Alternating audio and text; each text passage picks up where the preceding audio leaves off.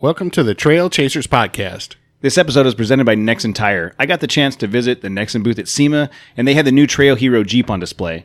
Go to nexentireusa.com/NexenHero to nominate a veteran to win this awesome Jeep Wrangler.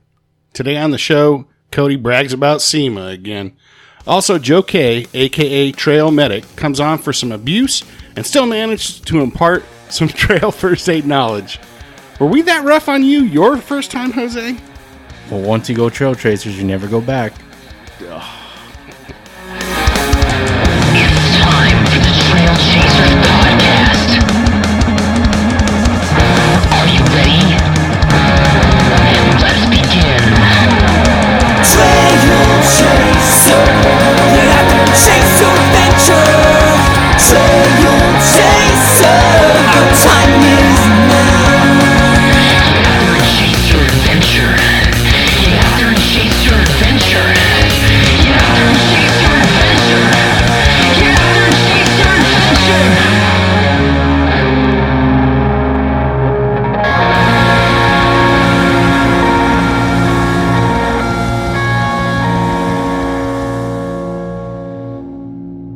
All right, everybody, by popular demand via our listener survey, where we had, 14 people ask for a segment about trail repairs to your person, we have the one and only Trail Medic joining us on this show. How are you doing, Joe? What's up, Joe? I'm doing good, guys.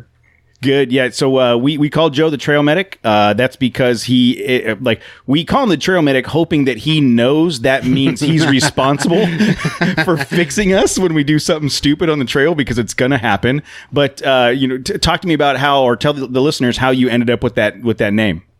Well, way back when in 1990, I started as an EMT. I worked on private ambulances. I've worked for the fire department. I've worked in a very large ER that was a trauma center. And these days I'm teaching EMT at a community college. Yeah. So he's done it. If it's bled or broken or something bad's happened, Joe's had to fix it. So what bad choices led you to us? Because he knows there's more content here. He knows if he hangs out with us long enough, That's true. He'll have a whole chapter for his community college. And we'll probably have video of it. Things not to do is all of us on a trail ride. Yeah, for sure. So one of the things that Joe and I have talked about in the background, and the interesting point was we did get some feedback from the listener survey that said they wanted this, and Joe and I have been kind of trying to figure out how to make it work, was having Joe on a regular basis and talk to us about trail preparedness and EMT type first aid on the trail through a series of segments. And we know we want to do this. We don't know how it's going to shape out. This is the first one. And since Joe and I go way back and he's friends with the guys, it's going to be pretty casual this first time around. But my expectation is that it's going to continue to kind of evolve to something that we can refer to or help you guys refer to for some information when it comes to first aid. Before we let, because it seems like Joe's already on. He's only said like three things. We just keep talking over him. But this is the part where we're actually starting to impart information, because you keep, you see that in the comments, these guys are really informative. And it's like, what if I haven't imparted any information? We had to bring an outside source in. We had to bring in a third-party source for the information. You know what I feel Joe is like right now? You know in Jurassic Park where they raise that sheep from the ground? All right. Sorry, Joe. All right, Joe. What are you gonna talk to us about today? What's the first Trail Medic segment going to be? Well, the first thing we should always have is a first aid kit. What's in that? Our vehicles when we go out. So, when we roll together, I take my EMT level kit, and it's always close at hand. But our people who don't have that type of training should have, a minimal first aid kit to start things off. But if you go into Amazon and you type in first aid kit, you're going to get, when I did it, I got 20,000 results. Joe, I have a serious question. You don't. Yeah, I do.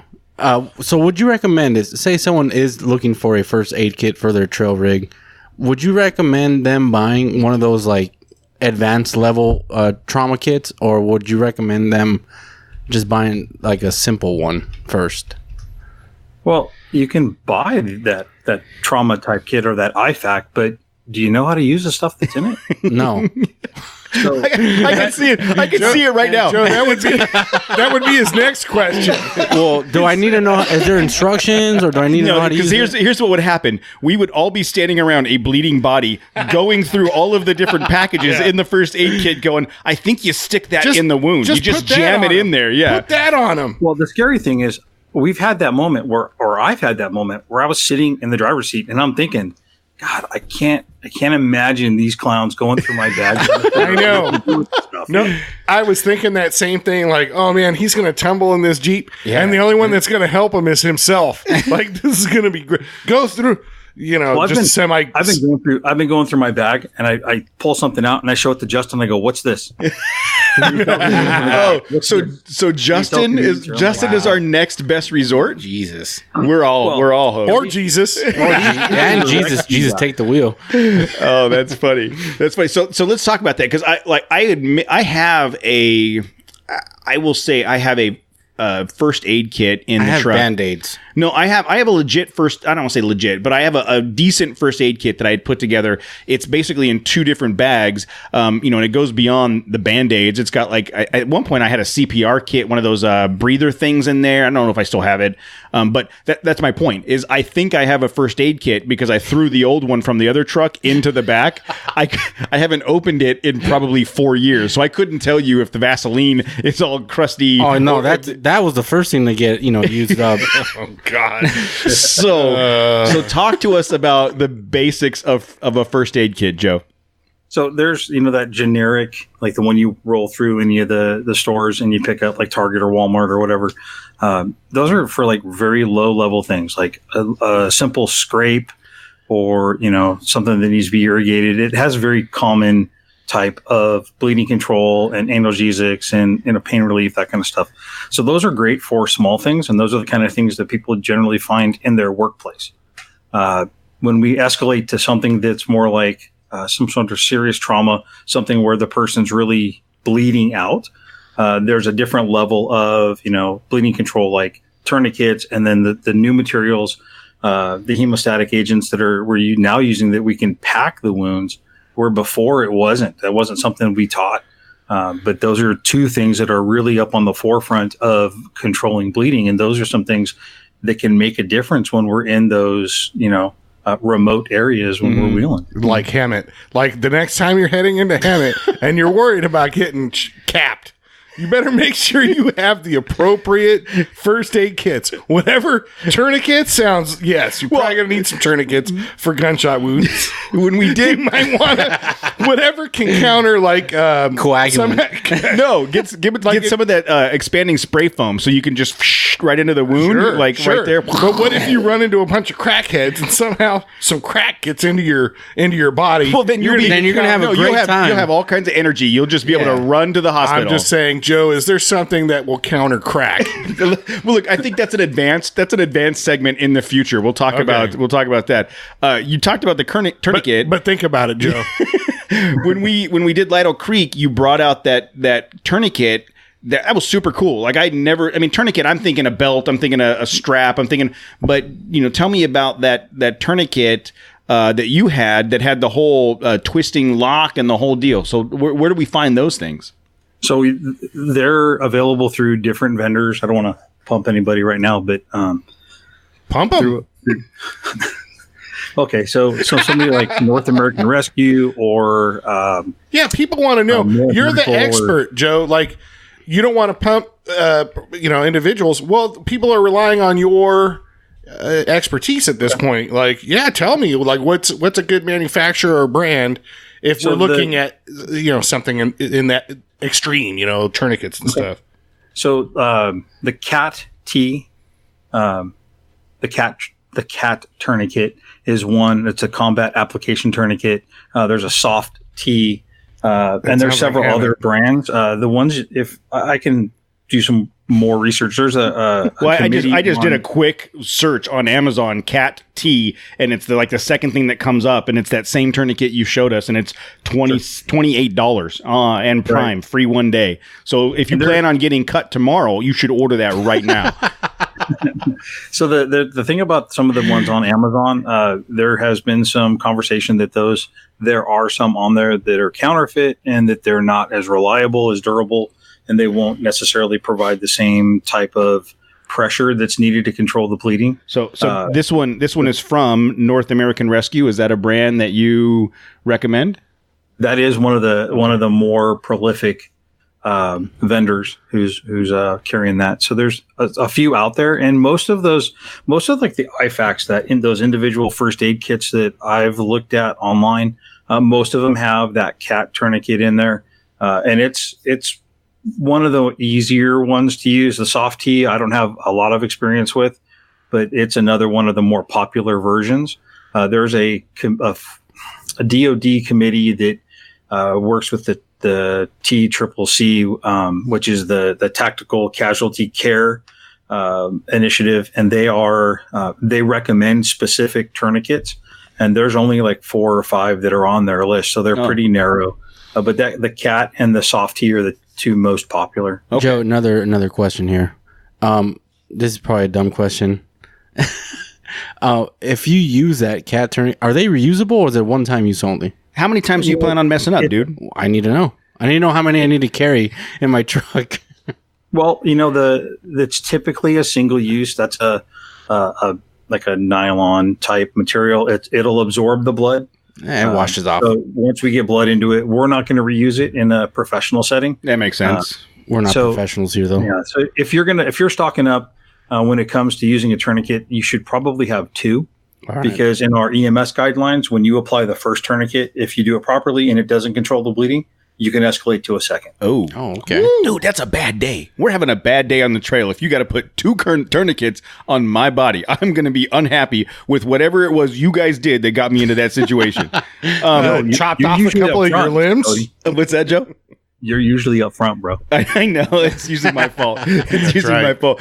So what kind of things do you have, like a recommendation? And I know that the first aid kit, the tools that are carried in the first aid kit are should be somewhat in line with our skill sets and how to use the tools, right? I mean, it's not you don't want to just throw tools in there and because if you don't know how to use them.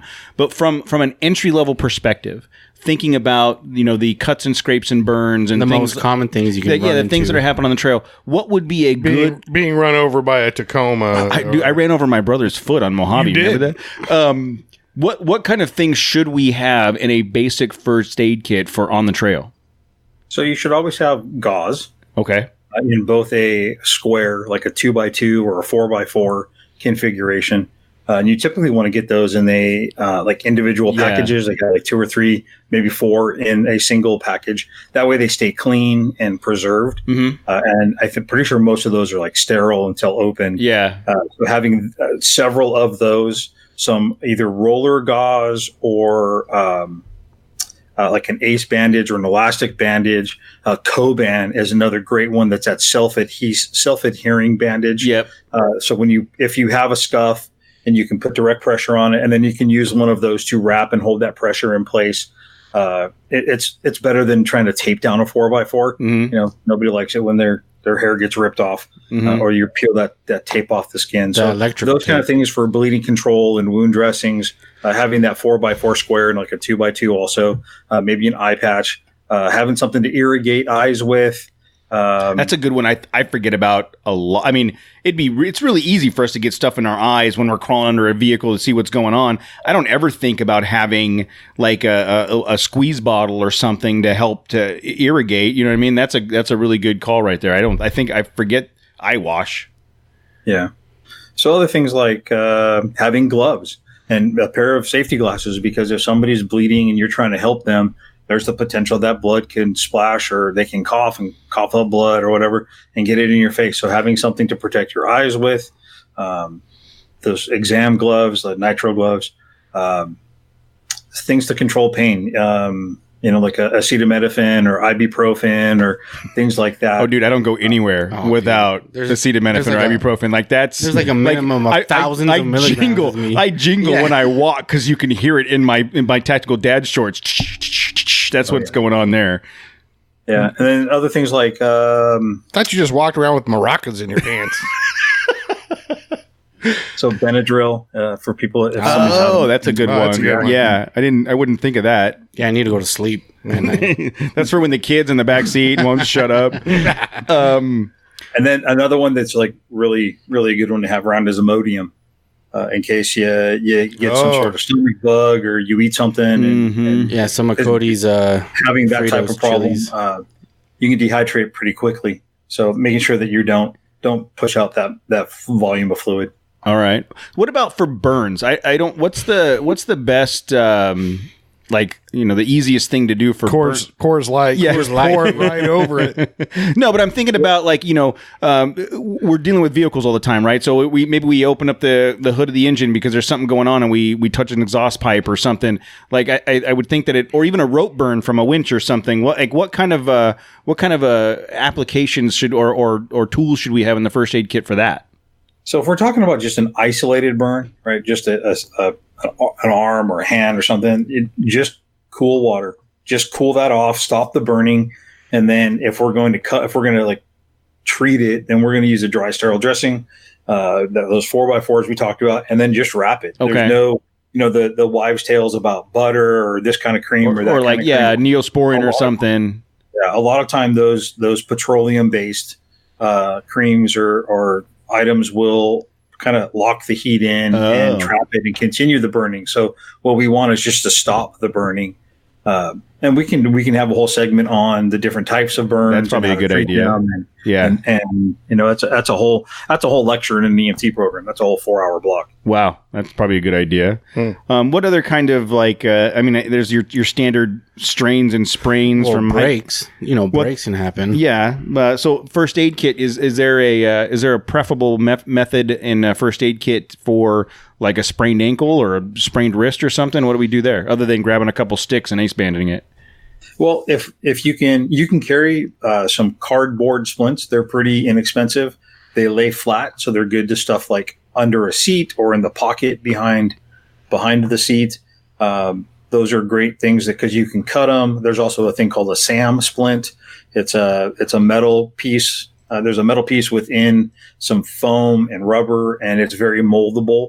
So you get that into position, and then you would tape it into place or wrap it in place. Yeah, and that SAM splint on Amazon, I just looked for a 2-pack is $24 on Amazon. Yeah. So you can also carry, the other thing you want to do with a splint is to apply some ice to the injured area.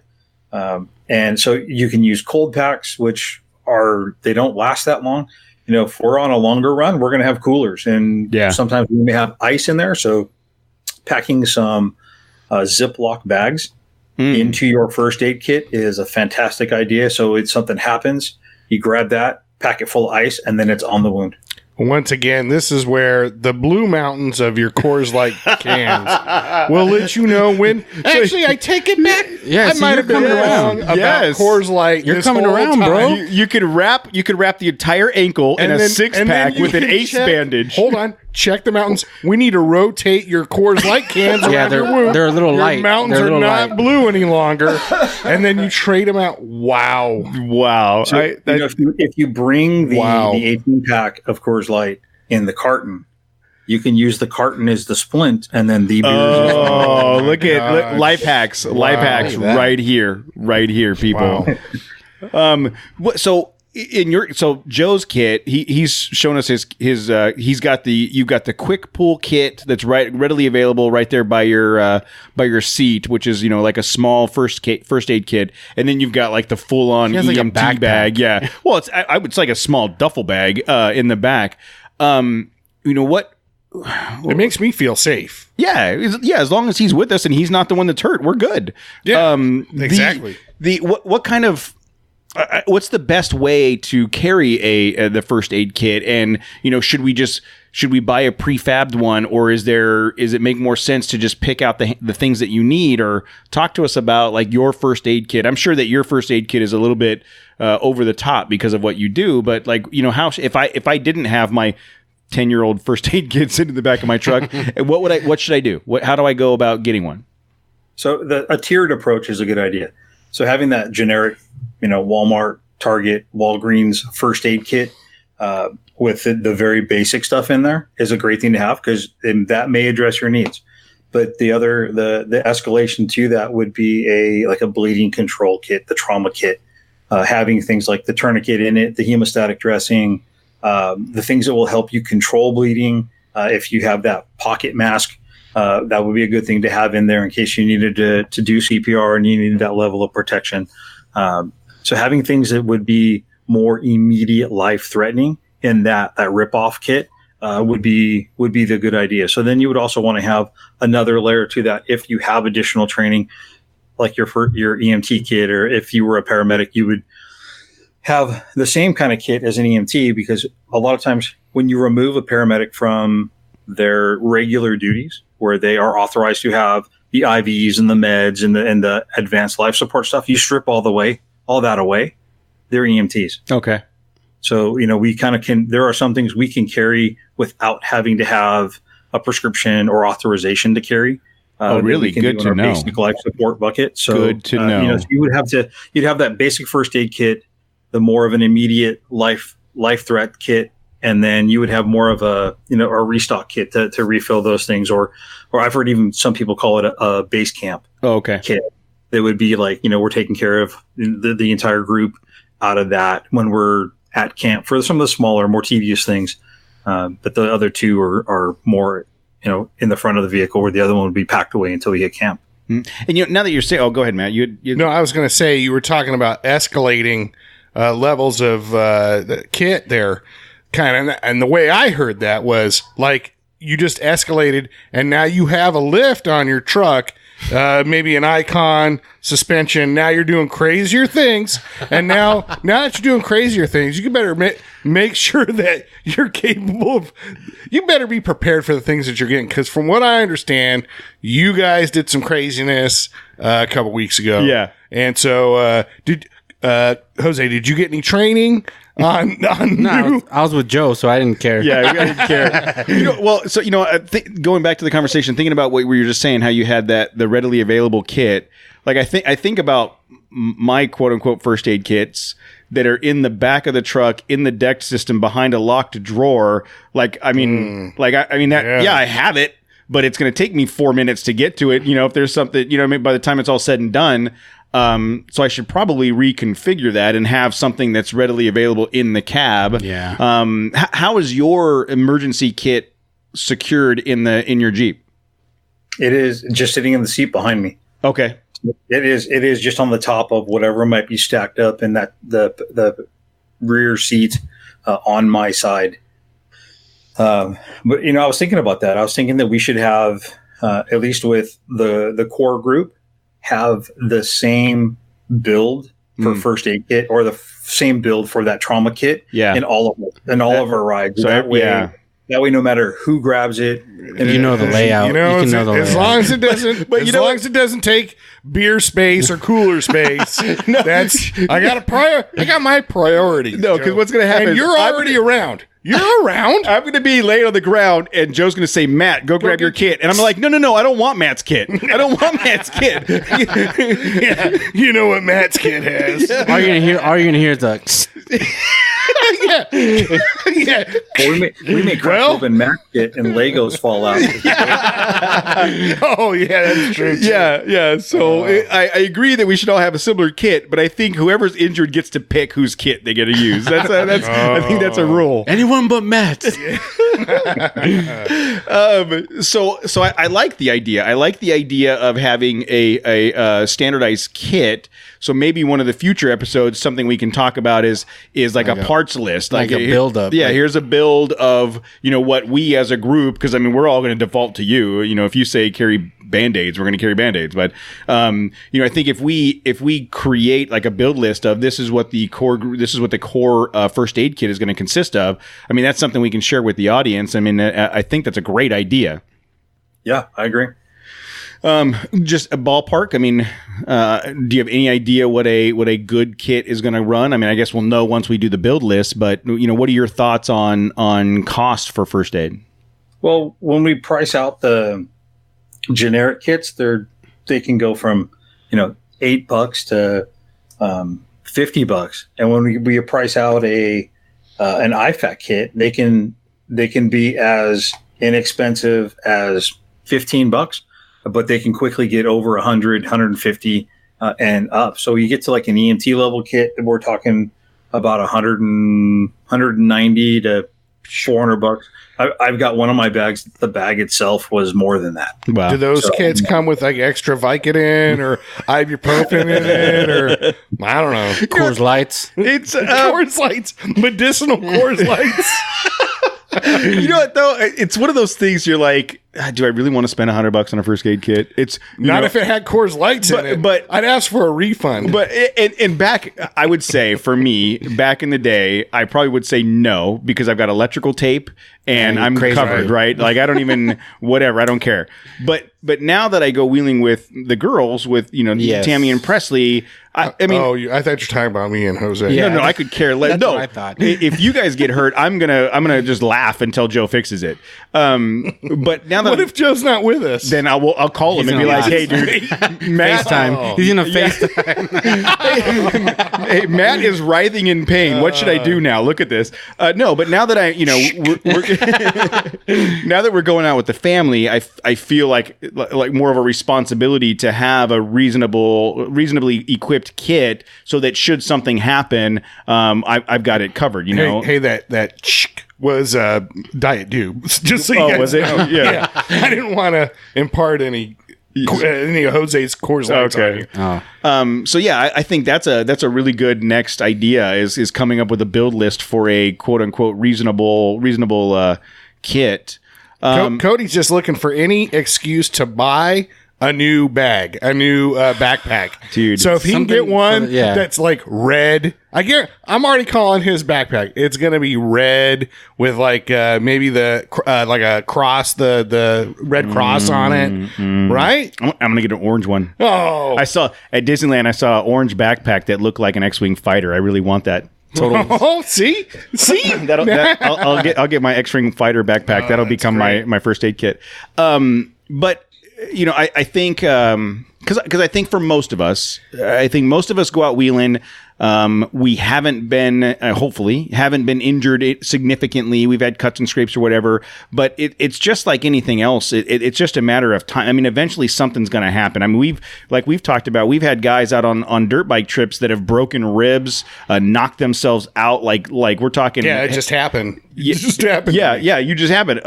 So I mean, that's just if you're out there doing stuff, even though we're in the safety of our vehicles, there's still a potential for things to happen, including stupid things like bee stings and cuts and scrapes. I mean, we were tempting fate with the bee stings. Oh, that's Mojave right. Trail. I'm allergic too. are you? Oh, dude, wow. yeah. Oh, that would. Will you swell up like the dude in Pure Luck? Just Yeah. like Lay in a Martin bath Short? of I Coors will. Light. Dude, that's it. Get that swelling down. Just start pouring that Coors Light on Gotta get the blood flowing, Oh, damn it! That actually brings up a good point. So I didn't know Jose was allergic to bee stings. Oh. So if you're wheeling with a crew, you should. That sounds tough. That sounded really tough right there. When you're wheeling with your crew. Like, No, oh. not a crew, the crew. The crew. But you should, somebody in your group should know if you have that type of medical history, because if something happens and you become unresponsive, you can't tell your story. Oh, I'm allergic to penicillin, guys, just so you know. And I'm allergic to Coors Light. The time to find that out is not after Jose is a swollen ball of Michelin Man laying on the floor. Be like, I don't know. He Jose, had some stop- bad nachos or Stop something. swelling, Jose. Well, you couldn't tell the difference if I'm stung by a bee or I'm not. It's just daily. That's just my daily body. Your daily swole. Yeah. But that's a good point. We don't That is a good point. we don't know those things. We don't know how to react to them if something happens. Just open up another bee. So one of the things that you've done on some of our trips that I think is a good idea, we almost start, like Matt and I come from construction, and you do tailgate meetings on a regular basis, like before you start the job, and today's topic is this. You've done that a couple times on the trips where you go, hey, everybody, this is the tourniquet we're using, in my kit. This is where this is at. I think that's I think it's something we overlook because 99.9% of the time it's not, we don't have issues, we don't get it, nobody gets injured, but as I'm getting older and have a kid now, I start to think about what if the point one time something goes wrong, are we prepared for that? Absolutely. And that's the being prepared, having the training, and then knowing what's in your kit and how to use it. those go hand in hand. So the last thing you want to do is to be trying to figure out how to use the tourniquet when somebody's bleeding in front of you. Right. So one of the things we emphasize with our EMT students, get hands-on, get practice as much as you can in class, and be familiar with where your equipment's located and how it works, and make sure that it's not expired. Am I boring you, Jose? Yeah. This usually happens later. It's we've all worked a full day, and it's start winding down. Start winding down at this bedtime. point. Yeah. But no, I think you're absolutely right, and we don't do it enough. Yeah, because I mean, when it happens, you're gonna have adrenaline spiking. You're gonna be like, if it's not second nature, or if you have never been exposed to it, it's just gonna add to your and especially with us, like Jose will be sitting there with a gash in his leg, and Matt will be kicking dirt on it because that's what he's like. Just fill it with dirt; it'll stop bleeding. Joe said to pack the wound. That's right. So that's another thing we can talk about in future segments is training. Like, what type of training should we get? Where can we go get it? For years, I had a first aid card and CPR, and so all that stuff growing up, and I couldn't tell you the last time I took a CPR class. Probably It's all different now. 'Cause I know. people are breathing differently now. Yes. Their hearts are not pumping. Well, you have to check to see if they're a lizard before you start breathing, right? Are they cold blooded? right. You gotta put a lamp on your eye. Woo, last thing you want is a lizard tongue in your mouth when you're doing CPR, dude. You don't want to give mouth to mouth to a reptilian. So You don't know where their mouth's at. I mean, so I think that's another good their segment. real mouth. Another good segment is like, where should we go to get training for that kind of thing? I know a lot of companies that you can get. These guys are losing it over here. A lot of companies will offer CPR first aid training through work, or you can go to the Red Cross. But I think maybe we come up with a list of places and locations where people can sign up and do training, and along with that build, so that you can look at the first aid kit. Here's the things in the first aid kit. Here's what the knowledge you need to have to be able to use them correctly. Absolutely. Yeah. There are plenty of opportunities to get trained in every community, especially here in Southern California. I have a question. How do I know if somebody really needs CPR or they're just trying to make out with me? I'm pretty sure in your instance, like Joe lost it. Joe has been pretty straight. Yeah, that one was like a delayed, like a Joe hammer came down. Joe has been pretty straight laced this whole time, and we've been trying to crack him up, and he finally lost it with that was one. it. Woo! Thank you, because Matt, if anybody comes up to you and wants to lock lips with you, you go for it, man. Well, there's certain parts of the city that actually cater to your kind of look, man. I don't want. Oh, all right. Well, he is kind of a grizzly bear. That's a shot right there. All right. Yeah, I can't help the way I don't hate me because I'm beautiful, Jose. Well, I am jealous. So let's bringing it back in, because that's what I'm here for. Let's talk about I think, like I said, going forward, the build list for your first aid kit, the training ideas. What other kind of things have you thought about that you want to talk about in the Trail Medic segment going forward? Well, I think it'd be a great opportunity for us to talk about some specific things, different conditions, like how do I identify somebody who's having a heart attack or maybe a stroke? Or I think I got one of those coming on. So let's do that one soon, because I'm pretty close. Pretty close. So none of our segments will replace a bona fide training program. Mm-hmm. So a first aid class or thank you CPR for stipulating class. We are not doctors here. Yeah, consult with your physician before you do anything we tell you to do. And I don't think, the disclosure here is that obviously we're, go get trained, but it's more of we talk about reptilians and shit. You probably, take. Was that a snort? Did you just snort? I did. I made myself snort because I thought that was He had a whole funny. conversation in his head before he said It anything. was like, woo, yeah. But yeah, you really should seek some kind of professional to get those skills, And I think this is just exposing you to the things.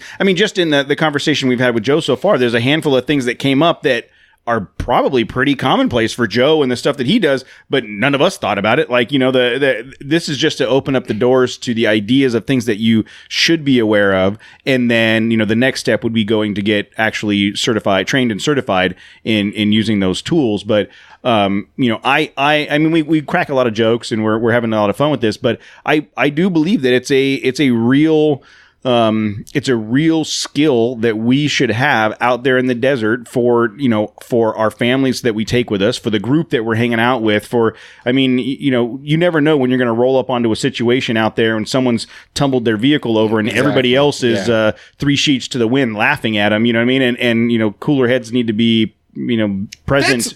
That you took a different angle right there. Yeah, dude. I didn't think right there. We You would went be laughing at him. Oh, exactly. We'd be in shock. People would be in shock. No. I thought he was going to go with you pull up on a situation and everybody's laughing at him. I thought you were going to go. They're all hammered and they don't know what to do. But instead, that's what I said. They're 3 sheets to the wind, and so that was my way of saying hammered. So you roll up on a group because Matt, you and I have been in some that's groups. Messed up. If somebody's really hurt and you're just literally laughing at them. But think about it. You and I have been on trips with a group that we could have used Joe for sure. That stupidity had ensued and there was a lot of alcohol, and had someone not been there that was sober, it could have been way worse, right? I mean, so even though we never get like that when we go wheeling, that doesn't mean that somebody else might not be in a situation that we come up on, and we can talk about that too, about informed consent and the Me Too movement and all that stuff. Right? I don't know. Maybe it's a woman. You're trying to get Me Too'd or what? Yeah. What are you? I don't. What? I was going down a different road. I'm confused. Yeah, dude. What are we talking about here? So I love this. I love that you're doing this. I want to hear more.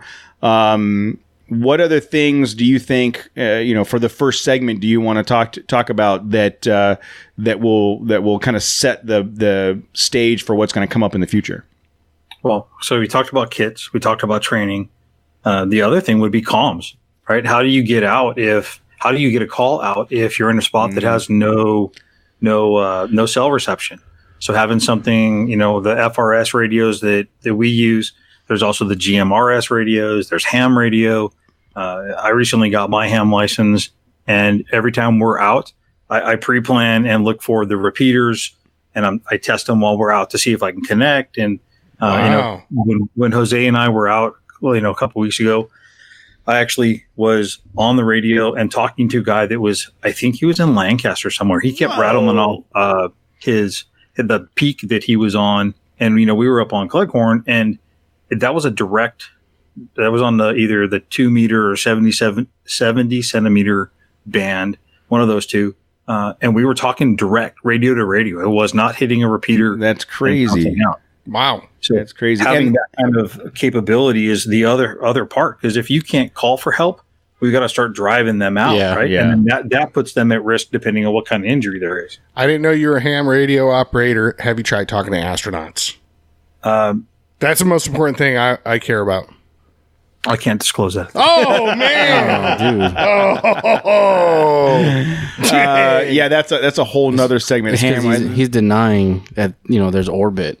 The rest of us need to get. Don't go down. I know where you're trying to go with that. The rest of us need to get ham certified for that reason as well. But look, man, this is cool. We've been talking about this for a while. Like I said, we got a lot of feedback on the survey where people wanted some information on this stuff. I'm looking forward to this as a whole segment. We don't know what that looks like. I doubt it'll be every week. Maybe it'll be every other week or once a month or something. But I'm looking forward to whatever it is you put together for the next couple segments so that we start gaining our knowledge. And I think just based on this one conversation, there's a lot of stuff that I know that I need to do. I need to go out and look at my first aid kit and see, whether or not anything in there is still valid. Again, I think that thing's like 10 years old, and I don't know. I got to get one. Yeah. So let's start there. Let's start with the build list for a decent first aid kit, and then we'll go from there. Sounds like a plan.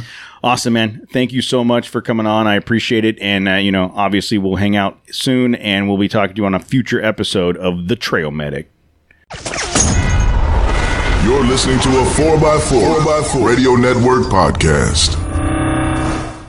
The Trailchasers podcast is a member of the 4x4 Radio Network. If you want more off-road shenanigans in your ear holes, go to 4x4radionetwork.com to hear episodes of the Jeep Talk Show, the 4x4 podcast, the Center Steer podcast, and On the Trail with Kevin and Scott. All right, guys. So first off, excellent job on the unsupervised episode. Like, Jose clicked all the buttons. I'm assuming, I'm going to make the assumption that Jose clicked the buttons because he was on this side of the desk. So Jose clicked all the right buttons. I actually had content when I came home. I got to edit it and get it out. And I was you guys stressing it. You guys did a great job. Were you really? Yeah, dude. I was like, I pushed this button. There were spikes going on the program there. I'm assuming that's us talking. But I think it would have been even funny if I'd come home and it was like, oh yeah, we recorded the episode, and I open it up and it's just blank the whole way. That would have been, I would have recorded something that moment and put it out as a way to say you guys are awesome. So I was at SEMA last week. My Tammy and I were at SEMA last week. We rolled into town on Monday.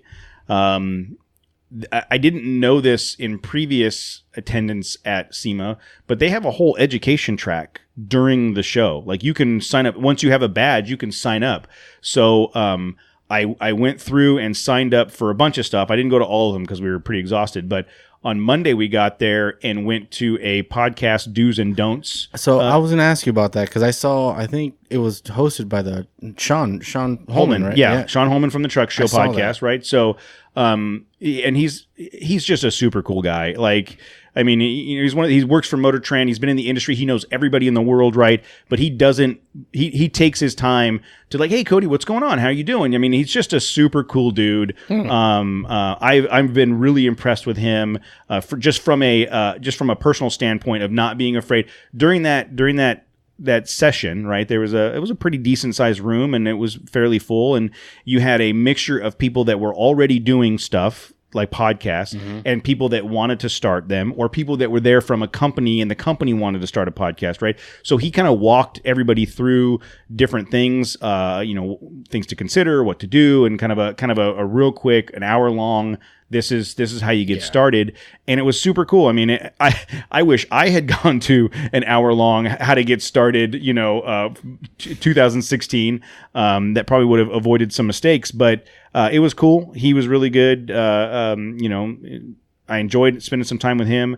We spent the rest of the Monday kind of relaxing. Like, we knew we were going to have a lot of walking to do. And it was one of those things where, like, we could go to, I have this done and I have this done. We can go do this. Should have got a Segway, dude. Should have just rented a Segway. Yeah. No, we just wheeled around. We just decided, you know what? We're going to sit in the hotel room, order some pizza, and just watch TV. And that's what we did. You guys. I hate you guys so much. Because what a waste. It's not a waste. It's not, dude. These better be amazing interviews. Amazing. These better be like, because you know what? Me being all hungover, like trying to talk to people, would have been at least hilarious. Oh, I'm sure. Yeah. I am certain. We're here at where am I? We're at the green booth. I don't know who these people are, but their booth is green. How did we get to FEMA? Yeah, yes. I assure you that it's a completely different level of interview tactic than. Oh yeah. Well, yeah. You care about what you're saying.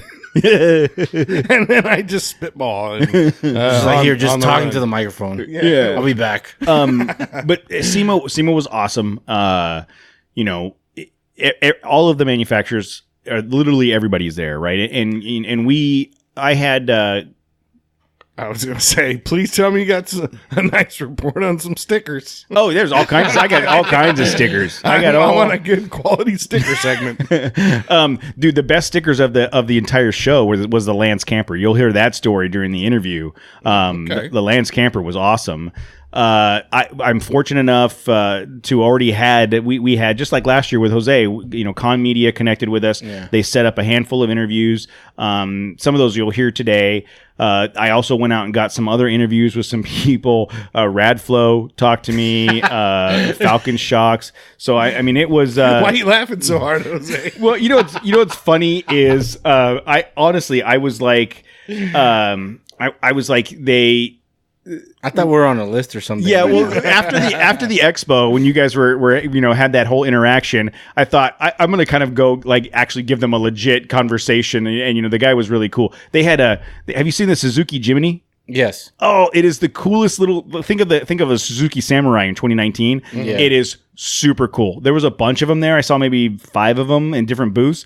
Tiny little Suzuki Jimny. I want one, but they're not available in the States. No, they don't sell them here. So we talked about that, but So a way to show them off here. Right. Here's something that's really cool. You can't have it. Yeah, here's another cool car you can't get. yeah, for sure. And we so we talked to Centerforce Clutch, Hellweg, Icon, Lance Camper, LGE-CTS, Radflow, Falcon Shocks, Rock Jock, and another lady from the SEMA Pro Challenge.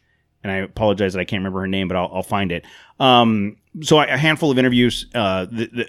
It'd be funny if you just edited in right there. Yeah, it was it's like- totally like, It's all bloop. Her name was Sally. Yeah. I heard someone say it's like over 3 million square feet of exhibit space. Wow. That the show covers.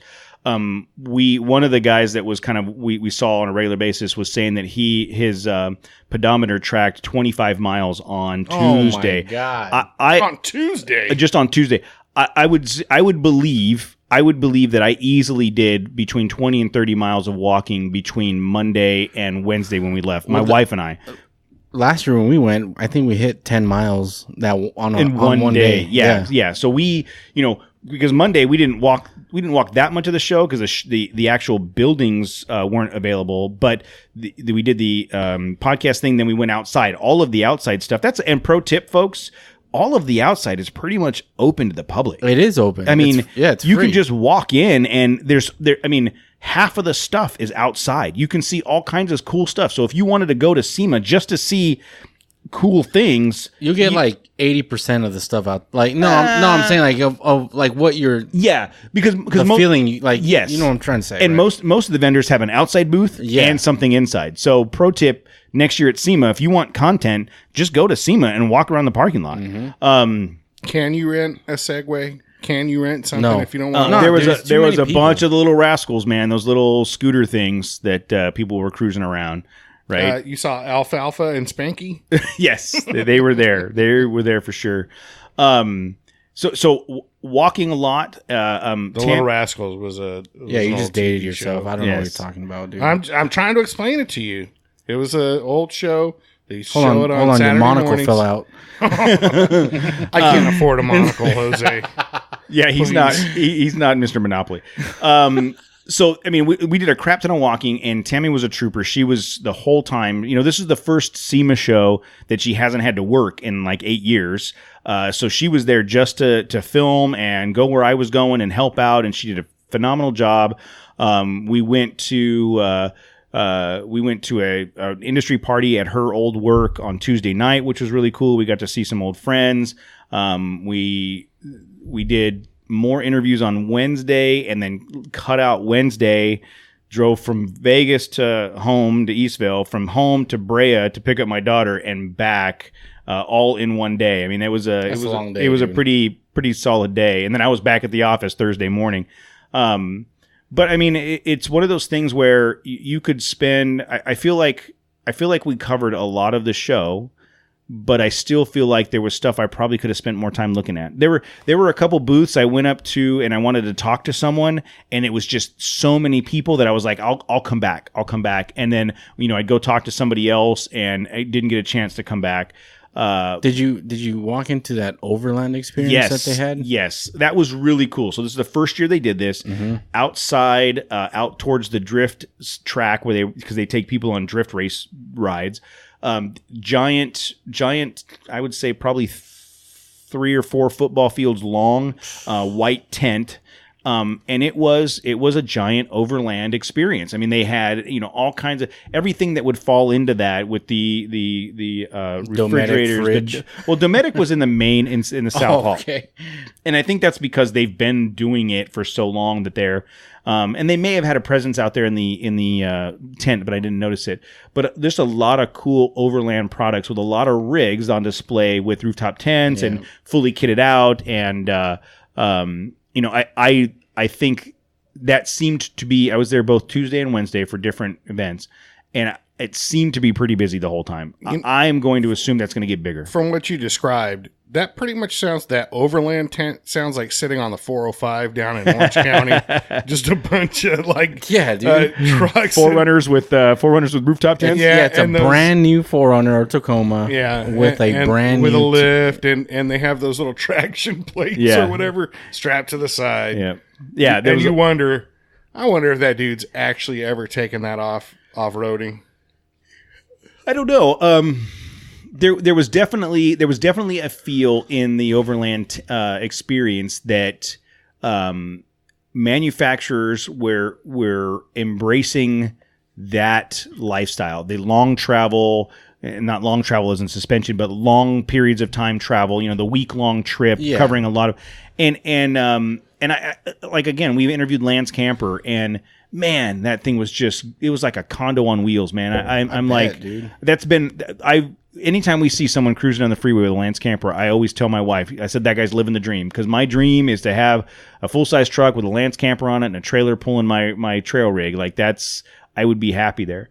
But the one thing that I found really interesting or cool is that at SEMA, you have every walk of life. So many different people there from so many different places in the country or the world, and they're all there to really celebrate and embrace motorsports, the automotive industry, and everybody seemed cool and engaging, and you could just randomly have a conversation with someone while you're standing there looking at a vehicle.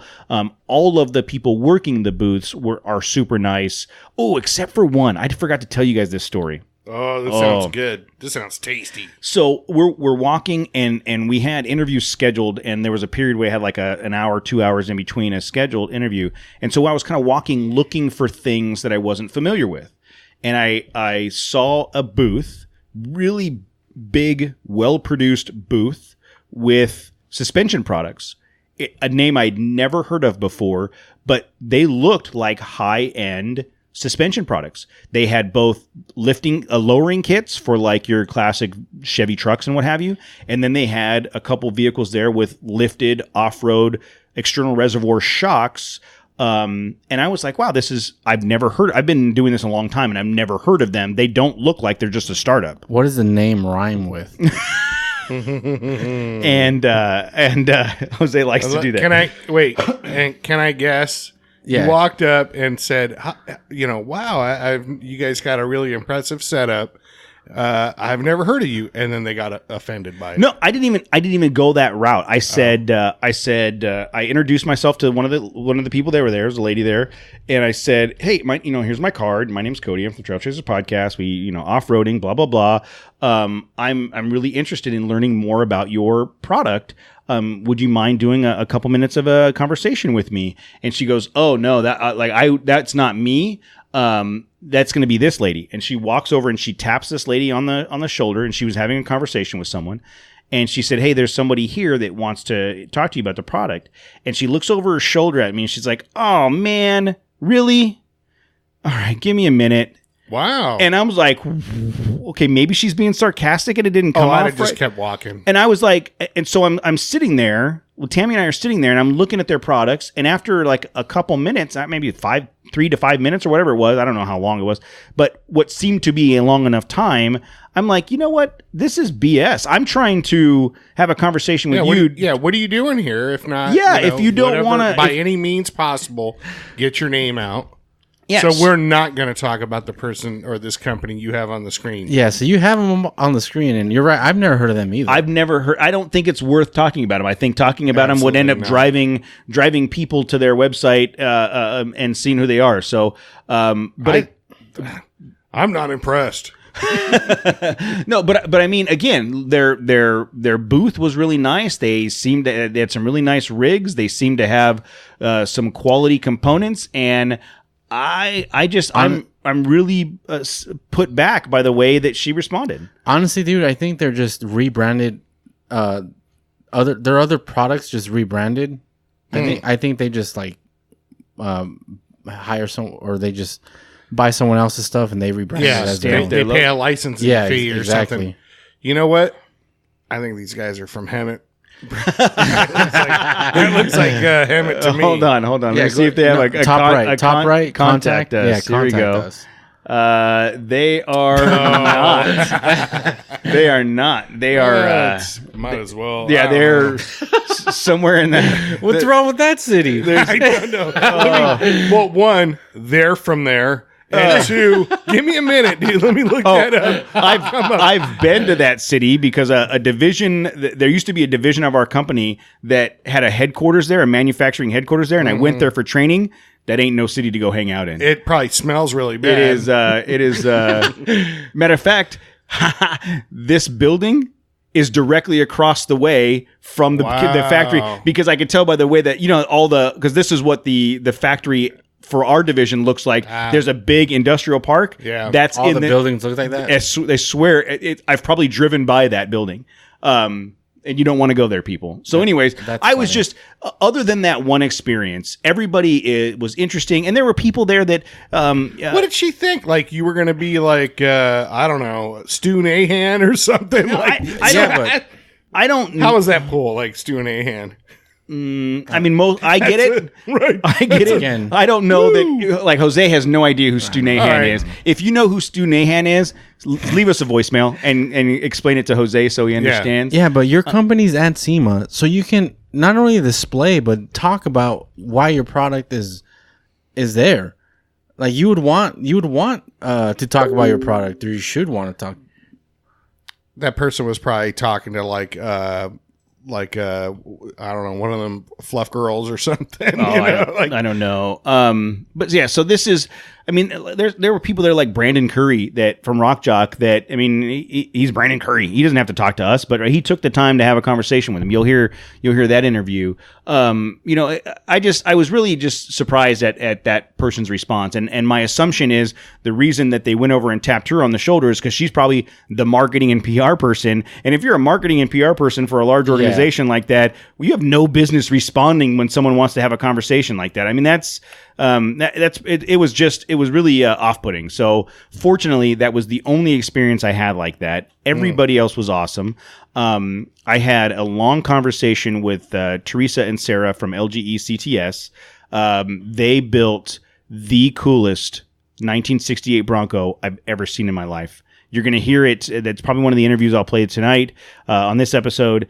They took a classic 68, completely styled it up. That was for Jay Leno? For Jay Leno. And it's got he needs another car. It's got a Ford 500 GT engine in it with like full-on rock crawl axles. I mean, it is freaking amazing. That was the cool... it was, in my opinion... What was the AC like? Did the AC work really good? I'm assuming it works good because he's going to be cruising around L.A. in that thing for sure. Good. Good. They had that. They had a bitchin' Ford Super Duty chase truck that you'll see pictures. I posted up quick videos on the Instagram page and YouTube of some of this stuff that you guys can go see.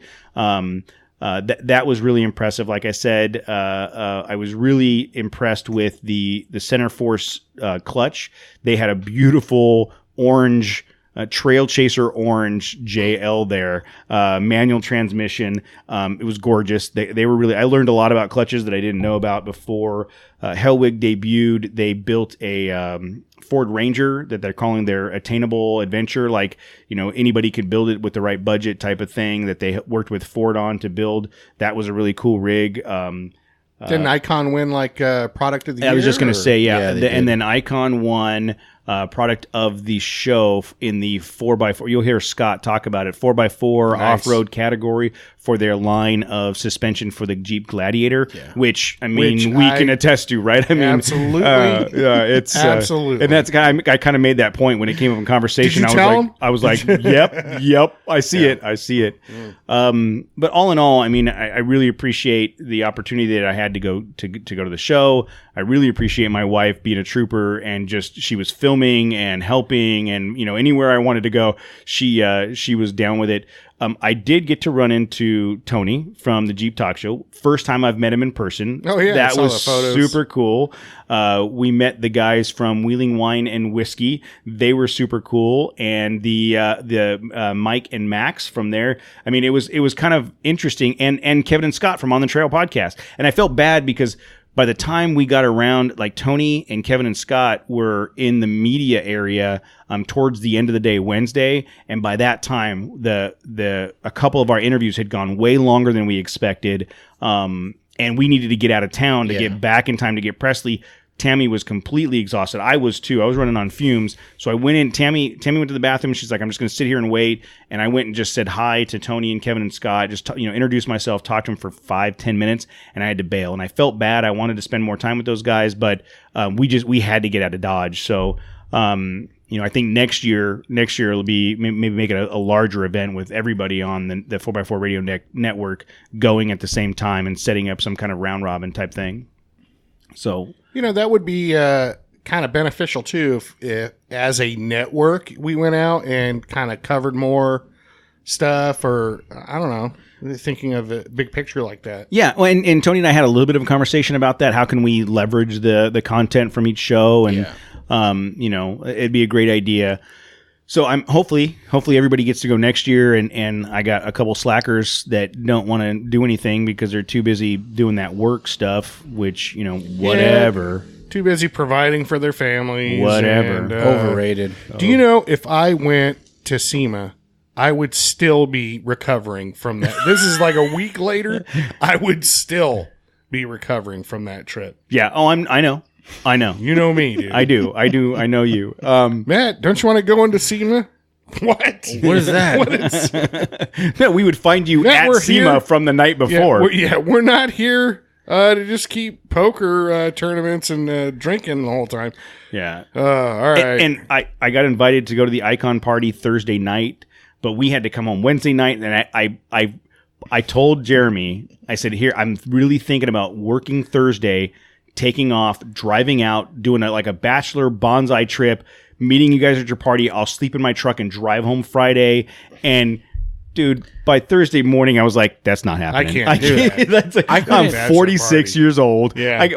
I'm walking on a busted up Achilles. I can barely move. That ain't happening. You know what a bachelor party at our age sounds like now? Applebee's? Yeah, exactly. Chili's. I was going to say Chili's. A night at Chili's. A wild 2.5 hours of Chili's. Oh, you got the hot buffalo wings. Exactly. Chili's and Avengers Endgame. Perfect bachelor party right there. Yeah, it would have been a little suspect if I would have went to that. We would have went to that Icon thing, and then I call off on Friday. Yeah, for sure. Yeah. So I was just beat, and I couldn't pull it off because I'm not young anymore. But man, I tell you, it was just great to be around that entire motorsports community, seeing all the builds, and we've talked about this a little bit before. Like there was some really awesome, functional, beautiful builds. There's the over-the-top, I don't know why they did that, but I'm amazed that they were able to accomplish it. And then there's the builds that I personally would never do, but I can absolutely appreciate the time and money that went into them, and they looked bitchin'. It was impressive. So again, I'm hoping that, so my plan is to release a couple of the interviews this week, along with some of the other stuff we've done tonight. And then next week, we'll tack on the remaining interviews from SEMA. And I'll continue to create content. Like I said, I put out a couple videos that just quick clips of things that we did. I've got a crap ton of other video content that we took while we were out there. So maybe we'll try to put together like a big, couple minutes file of kind of a recap. But thank you guys for putting out the episode last week while I wasn't around. It totally awesome. I learned a lot about your underwear choices, and I'm interested. We should probably do more segments about your undergarments. Can you say butt load? Because you say crap ton a lot. You don't like crap ton? Absolutely. It seems like butt load. It's a metric like crap ton. Is that an actual measurement of unit of measurement? Oh, okay. It's usually a metric. Okay, so you're being specific. Yes, that's a very real measurement. Okay. Butt load's not? No, butt load's more of a generalization. Okay. Because you don't know how much. Because thank you for the correction. Because you don't know. You say crap ton all the time. You're the only person I've ever heard say crap ton, and then every time you say, I think Butt load. No. Just say butt load. Because you don't It's a know butt- I got a buttload of stuff. everybody's butt is different. You don't know how much that load can hold. A crap true. ton is a very finite ton. Specific. It's a ton That's like of two- crap. That's 2,000 pounds of literal crap. Okay. What kind of crap? Could be a specific This animal. is So what's done. your- We're done.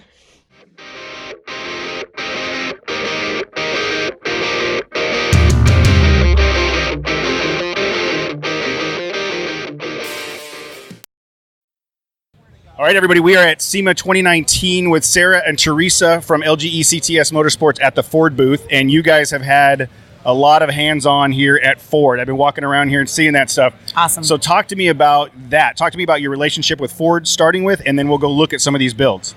Yeah, great. So we've been actually doing project vehicles with Ford now for almost 20 years now. So every year they have the project vehicle proposal through SEMA and everything like that. And over the years we do 1 or 2 vehicles. Sometimes we don't get any. This year we have. Will they be dumb not to give you a bunch every year? That's what I'm saying. I agree. Right? Thank you. Right? I mean, Look at them. Don't I'm they just look like, great? Exactly. I mean, come on. Ford, listen to me. Don't be stupid. Just give them all the vehicles. Perfect. We'll just do the booth. No, seriously. Yeah, there's some rad cars here. It's just so cool to see all this, but it's cool to be part of it too and stuff. But yeah, we've been doing it about 20 years. We've been doing SEMA builds longer. Our parents started doing that too and stuff. So yeah, you guys have been around forever. You're in San Dimas. Yeah. And your family owned shop, Yeah. right? Your mom and dad started this when? 82. Yeah. Oh wow! So yeah, Yeah. and you guys grew up in the shop in the business and been hands-on ever since. Totally. Oh, and I'll tell you from a consumer perspective, watching you guys' builds, one of the things that I love is that they're awesome builds, but when you look at them, they're realistic and attainable and Yes. functional. And, Yes. you somehow balance the, man, that's the coolest truck I've ever seen with, I want that. Can I have that now? Awesome. Where can I buy that? So Awesome. I love what you guys do. Thanks. Which of the vehicles do you want to talk about? All of them? Some of them? What's your favorite one? Oh, why you gotta say things like that? Oh, it's so hard. Okay, so I'm not gonna lie. I love the Super Duty. Yes. I really like it. So the Super Duty is the big brother to our Ranger that we did last year. So that was the goal of that. I drove that Ranger around and I was like, oh my God, we need to race this thing. This thing is so awesome. Yeah. It's so capable. It's such a great vehicle. And this is the chase truck for it. It is bitchin'. It's this Awesome. metallic avocado green called Baja Forged. Again, going back to what I said earlier, it's got the same styling that you guys always have, which is very functional and realistic and just like catching. Like I love the accents that you guys do all the time. Thanks. Tell me about the bed. What's in the bed? So what we did with the bed is it's a utility bed, but then we did it was the shorter one. So it's a pronghorn utility bed. Okay. That we added the rear bar to it and the top bars. It's modular. Oh. So the top where you have, so we wanted it to be, those awnings come out, right? It has the ARB awnings on it. So you have a very functional workspace. But that piece comes up, drops back into the bottom of the bed here. Oh. This piece comes up and goes back into there. And you got a full open bed. And it actually tows a fifth wheel trailer too as well. How crazy. Right? So we wanted things, like you said, very functional. Yeah. You can use this every day. You can drive it around. It still looks like a truck. Oh, yeah. It's not big and bulky. Absolutely. Coming from a construction industry, right? This is your service vehicle Monday through Friday. Friday afternoon, you hitch up the trailer and you're in Glamis with your trailer behind you. I mean, this is the lifestyle. It's got the rooftop tent on top. It's got is that a generator? Actually, yeah, air compressor. Air compressor. Yep. You got the ARB refrigerator. Yep. This thing is awesome. Like what was the hardest part to build or create on this piece of it? So really just, I mean, I don't know if there was anything like hard on it. Okay, It was for just you, it's not hard. For you, you're like, this is easy for me. I do it in my sleep. For me, I'd be like, how did you get the camouflage on the letters right there? I don't even know how to do that.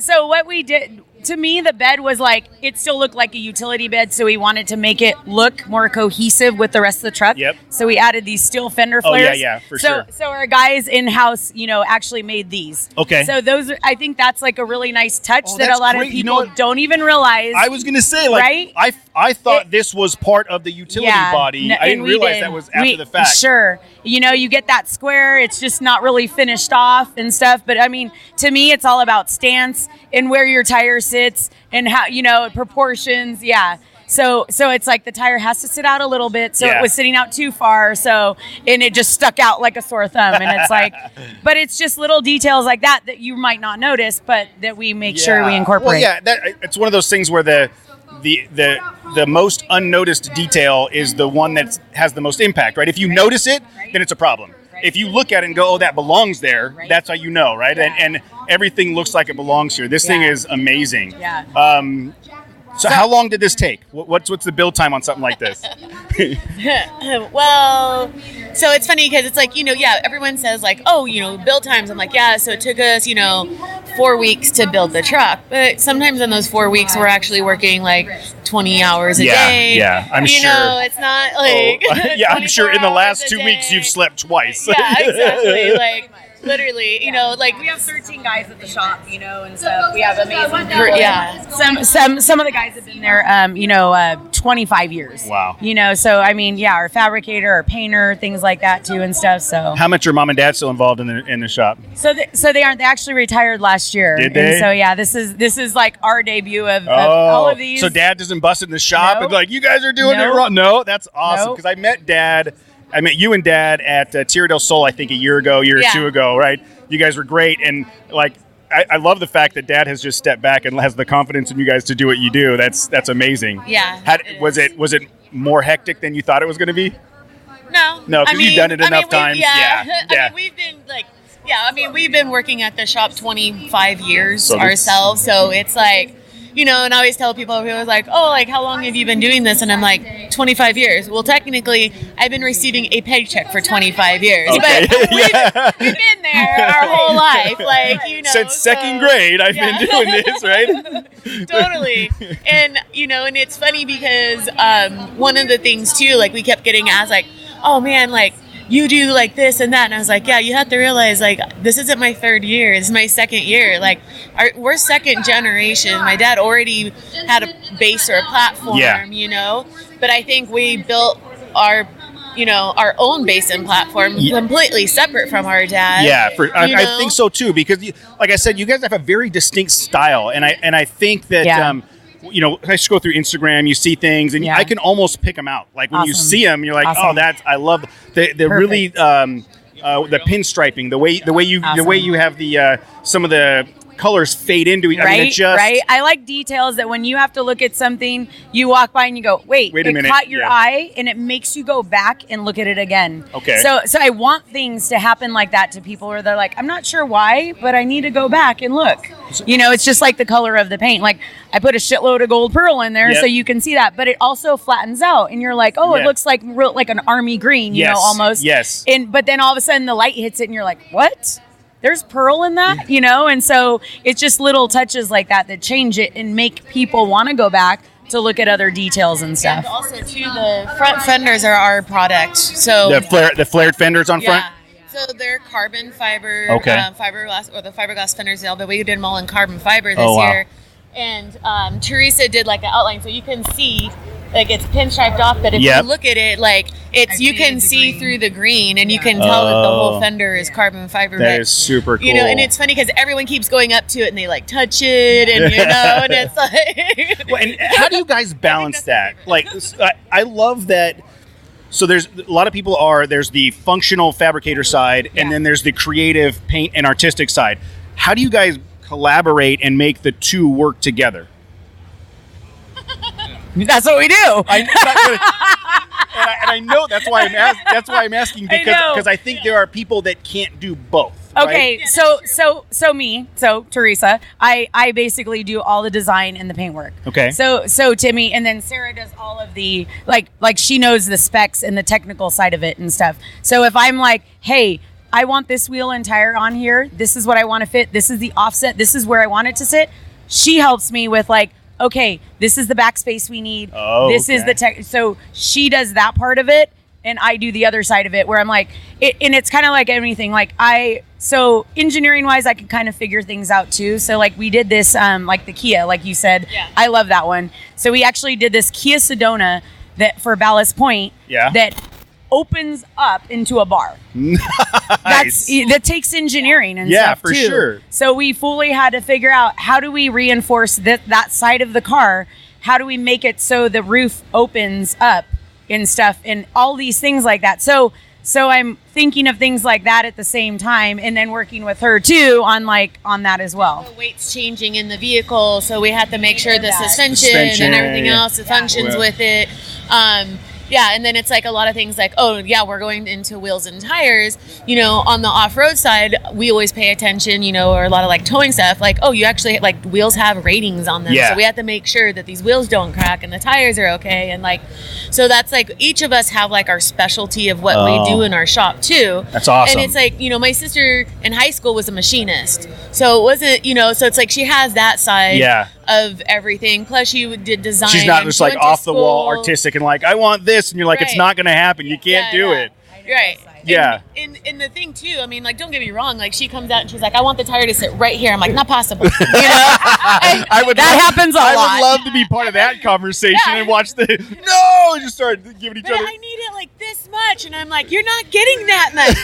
So the escape bugs me right now. It does. It's gorgeous. How can it needs to sit up 1 inch higher, and the tire needs to sit out about a half inch to an inch more. Wow. And it was bugging the shit out of me, and it still does, obviously. And it's funny because it's like, we do get that part, and she's like, I need it to sit exactly like this, and I was like, but these are only our options. And then so it's like, sometimes it's like I'm like, you're right, like, I have to make phone calls sometimes, or I'm on the phone with IBOC, I need this spring rate and we need it to do this, and how do I get this? Like, I'm going to change my preloads and like, and hours on the phone doing I'm things sure. like that. I'm sure. Well, because lots of friend phone calls. Yeah. What is the from concept to putting a tool on a truck? Like, is that something that you say, I have this in my head, and you draw it out that night, or are you guys going back and forth for weeks to figure out what it's going to look like? So like on this build right here with the SEMA project vehicles. So Ford asked us to do those proposals in February. Okay. So this started in February. I basically will like have an idea in my head and start to like show them. So like my husband's part of the business too as well. So I'll like give them something, and then they kind of go like, hey, there's this great new product. Let's use this. I really want to see this function. Yeah. Okay. Yeah, so they'll bring that to the table. I do like more of the idea, like the overall conceptual, part of it and the styling, but then they bring some more of the functionality. And okay. stuff. Right. And even like how you said, well, you saw us at like Terra del Sol, my dad, or like we go out a lot, we go to Baja, we go to, Easter Jeep Safari, we go to Terra del Sol, we live in Johnson Valley, so we literally live right on the lake bed of where King of the Hammers is. And it's like, we're out there and we see things, and it's like, when we're out at these events and, we're like, man, like, I mean, even like when we built this truck, and it's like half the time we're sitting in Baja waiting, because, she's going to jump in the truck because she's the next, co-driver. Yeah. And you're sitting there waiting on the side of the road forever on the back of a chase truck for hours. I want something comfortable. Right? And nice. I'm like, I'm so thirsty. Or like, that's hot. And, and it's like, and I tell people, I'm like, it's so exciting to go out there and be a part of a team, but I'm like, a lot of times it's like, hurry up, and then you're like waiting. Yeah. And it's like, so then you get, and I'm like, okay, my sister's like, we're gonna build a truck like this, and you're like, you know what, we need awnings on this side because it's hot. We need cup holders. I gotta have my refrigerator. Yeah, but, and a lot of times though, and I'm like, but you are out there, and just sitting there can drain you. And it's like, these people have to jump into a race truck and all of a sudden be going from like 0 to like full on, now I'm sitting in a race truck for a few hours. Or drivers are getting out and they're exhausted and there's nowhere comfortable. And it's like, those things are really important though when you're actually out there trying to do something. So we try to think of all of those types of things on it. Yeah. Well, again, that goes back to the functionality. Like when you see these things, you're like, that's a very functional vehicle that not only looks great, but how come nobody thought of that before? Or that's a great idea. Just out of curiosity, from the time you make you have a concept and you say this is the idea to the time it hits the floor, how much different is it? How much variance is there on average, do you think? Is it usually pretty close, or do you have to sacrifice like you did in the Escape?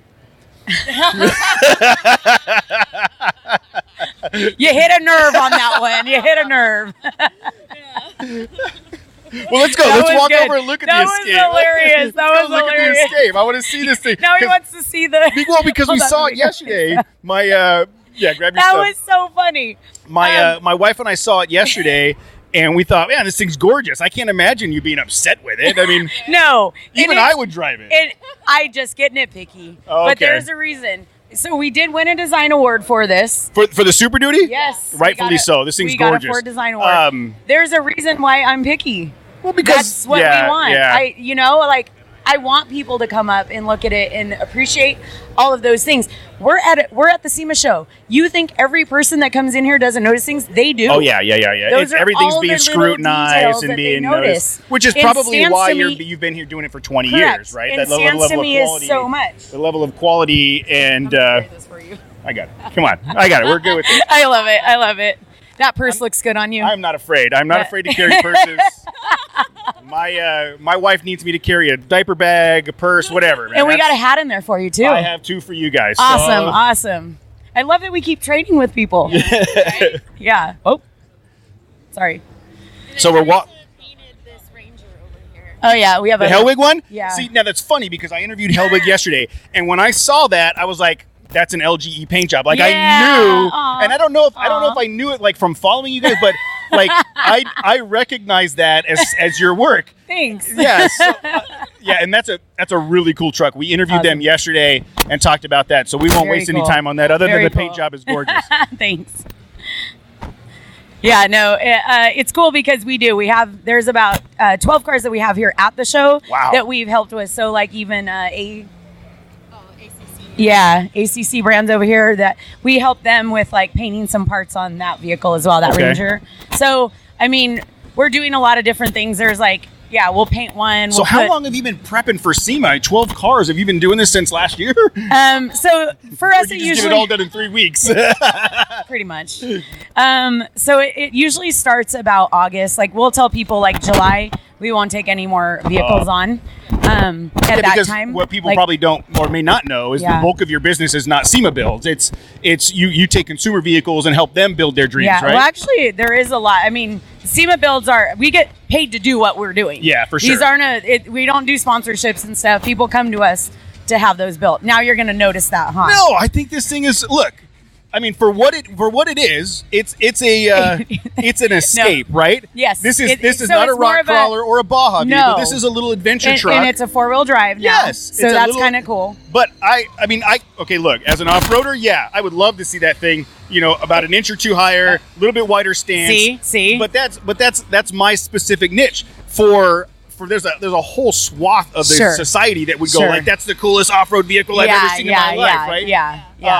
Talk to me about the paint, because going back to your conversation about the pearl on that one, that's one of the things I noticed here is like if you're looking at it right now, if I'm looking at the door, it's kind of a flat gray. Yep. But if you look at it over here, you're like, wow, that's got flakes in it. Like, how did you pull that off? So actually, they wanted us to go with the lead foot gray. So we use Ford lead foot gray, but I did add gold pearl to it, and I told them that I was like, I can't have just I can't. It has to be custom in some way, and they're like, yeah, that's cool, I get it. So, we did add the gold pearl, and that just helped accents like the wheels and stuff. And so I'm all about finishes. So if you notice, I like to do flat finishes with gloss finishes. And it's little things, just like around the wheel wells. We do like a flat or even that. It's not flat. It's like a semi-gloss. Eggshell. Right? We'll call it eggshell right? black. There's all these different finishes on the handles. We did same thing. We did a different finish on those around the door trim, around the window too. And then looking at this little, I don't know, I don't call it a graphic. Okay, the graphic. Yeah. So if you look at that vehicle stock, but just adding that additional little line that follows the trajectory of the windows, it completely changes the way like the vehicle looks in motion. You know what I mean? It's like I love things that look like they're moving. Yeah, I always do. It's phenomenal. Like the littlest things that most of us wouldn't even think of. Right? You guys are just throwing it out on a regular basis. I appreciate you noticing all the details. Wow. I'm so happy. I'm so happy right now. In my I'm like, world, oh, I you would noticed love that. to be able to do this. I just don't That's think so I have the cool. skill or talent to do so. Yeah. So what else about this vehicle stands out from like your stock off the showroom Escape? So like the idea was that this is like, you know, you want a luxury vehicle. It's like you know, this new CUV that came out has more of a European feel to it. Okay. So we wanted to bring those touches into it as well, giving it like that stance. The tires are like kind of aggressive, but still really good street tires too as well.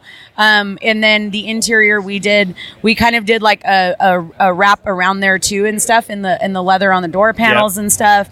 So you're more like enveloped in the leather and stuff, you know. And then the trim, just like little trims inside. Like we did the gold trim around. The bezels. Yep, exactly. Just little details like that and stuff.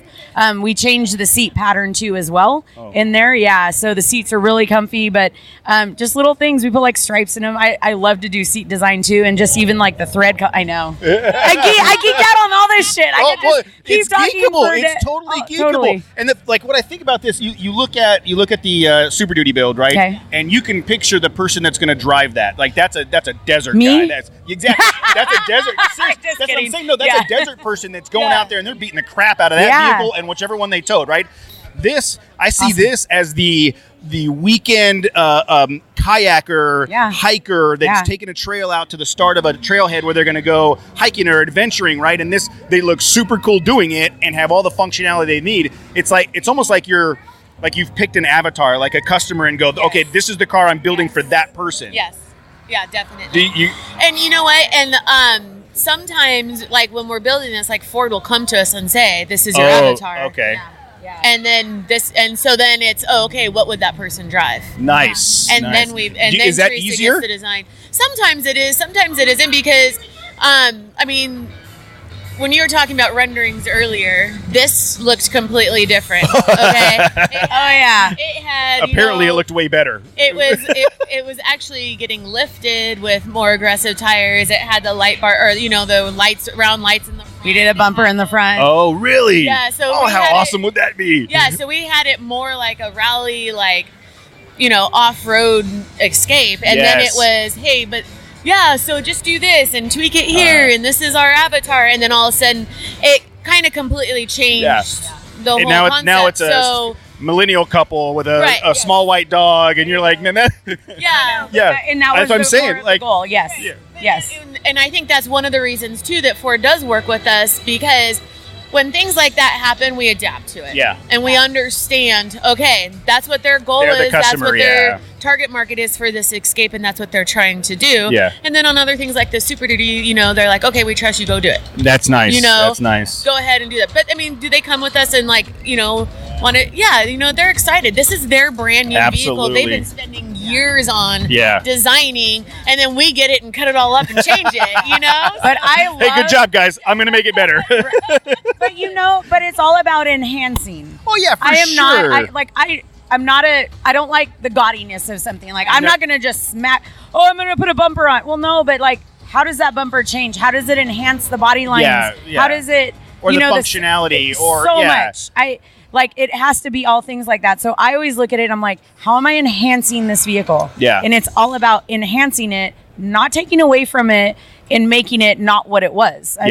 So that's what we did here. And so like she said, they told us like, nope, this is more of your demographic. This is the target market we're headed for. So it's like, okay, totally, I can do that. I got that. We got it in our head, and we figure it out from there and go to that. So talking about what it was, over here is this unbelievably gorgeous 68 Bronco that you guys built for Jay Leno. Yes. This was, I got to tell you, the Bronco is one of my all-time favorite vehicles, and this thing is absolutely gorgeous. Tell me about it. Thank you. Yay. I was hearing that yesterday they called it the sleeper of the year, and I was like, oh, yay.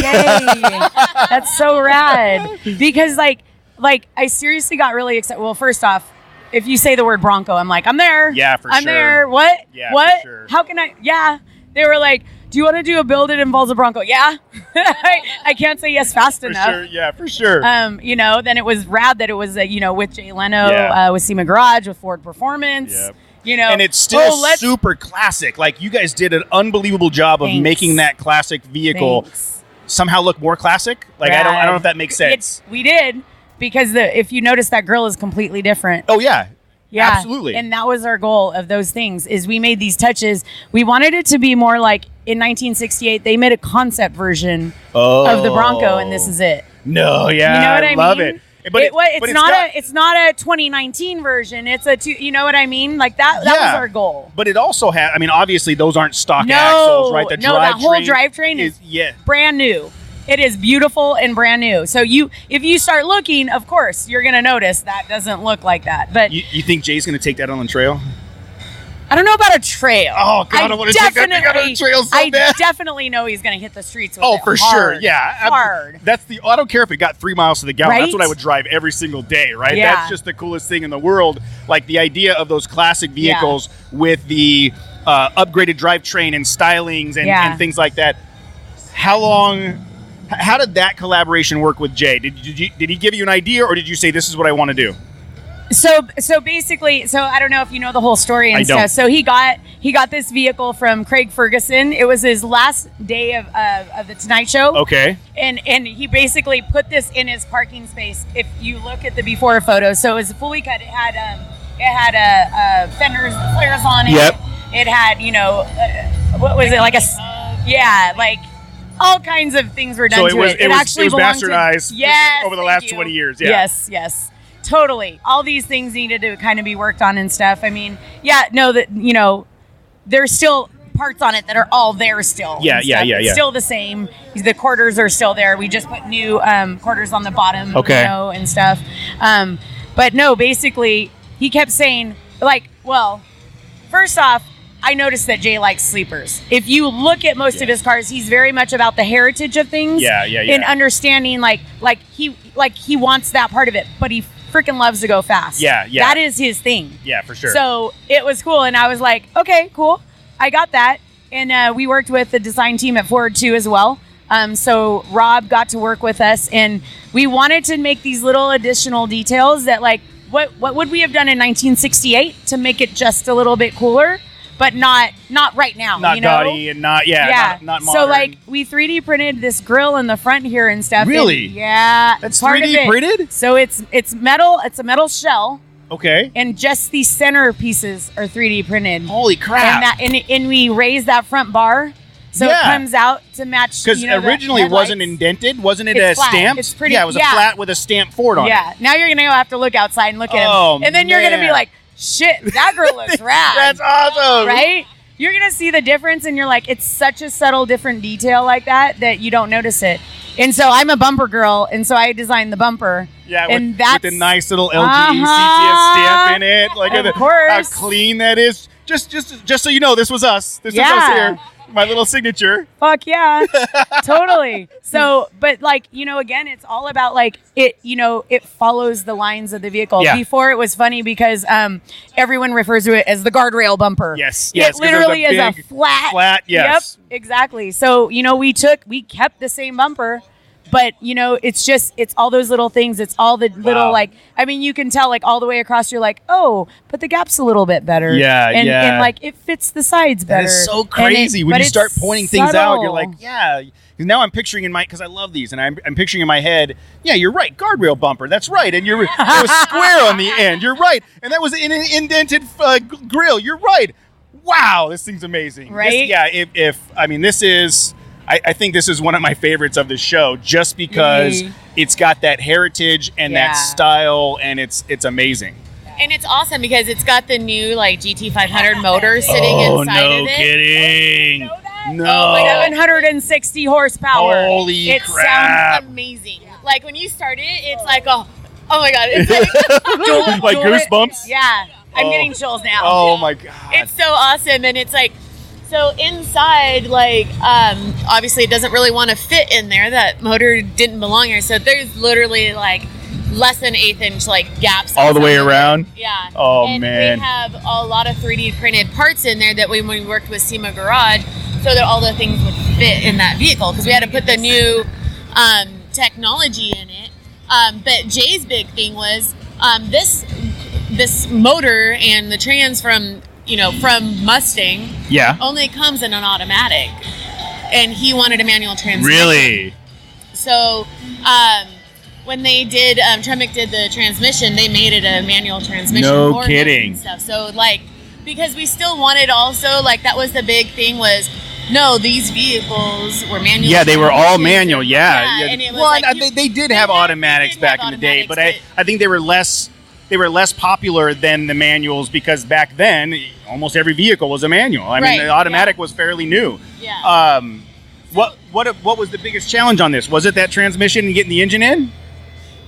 Yeah. So I mean, this motor came to us as a number 2 motor. Oh, really? So it was literally still getting like mapped and like, you know, everything was like at our shop, and we were sitting there going, okay, we don't know anything about motors. I know. I mean, that's the big thing. Like we're not afraid to tell people like, yeah, we don't know everything. Yeah. Motors are not us. Yeah. Like, Yeah. You know, like we do suspension, we do body, we do all the other stuff. Motors are not it. We don't use stereos. Okay. Like, you know, but so you bring people in so for help we bring on that? People in okay. and you know, start making phone calls to our friends that are in the Mustang world, and they come over and they would help. And Ford was amazing working with us and having their team like literally on phone calls with us, like our time 9 o'clock at night. That means it's midnight for them, and they're sitting on a phone call with us, going through every little thing on that motor, making sure that it's, you know, all dialed in and everything is perfect on the electrical. And it's like, so those things for us are a challenge because it's something we don't know how to do. Yeah. You know, and it's like...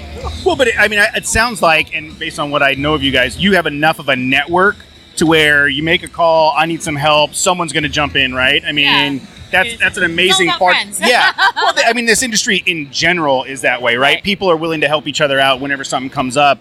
But for what you guys do, I think... you know, if I'm a motor guy, I would love to have my hands on something like this, right? So it's probably not hard to find help. Yeah, you know, and I think that's what the big thing is that, yes, we're all car people. So it's like when someone is like, hey, I need help on this. And it's like, oh, ooh, I get to go help work on something. Yeah, like, for what sure. is it? For like, sure. You know, and it's like, because we're all car people that just love to work on cars. And, you know, when someone calls, you're like, yeah, I want to go do that. Let's go do that, you know. So speaking of which, what do you guys know about the new Bronco? Have you seen the new Bronco? Can you just see things in our eyes? Because we can't talk about anything. Because you guys had some involvement in... Are we done? Embargo, yeah. Sarah, that's the word, embargo. I know fully you're embargoed, but I was going to ask anyways. What the hell? I mean, just because I will say that's probably, in my mind, one of the most anticipated new vehicles of the last decade, right? I mean, everybody was excited about the Gladiator and the JL and everything, but from my perspective, bringing back a real Bronco, not a Blazer, a real Bronco is going to have a huge dent in the market. Again, I'm getting chills thinking about it too. Like, it's one of those things, yeah, for sure. Oh, you guys are killing me because I know you've seen it. I know you've seen renditions of it. But, well, so what else? What is next? Now, I mean, do you guys take a month off after this and relax? Or do you have, like, you're hitting the shop Monday morning?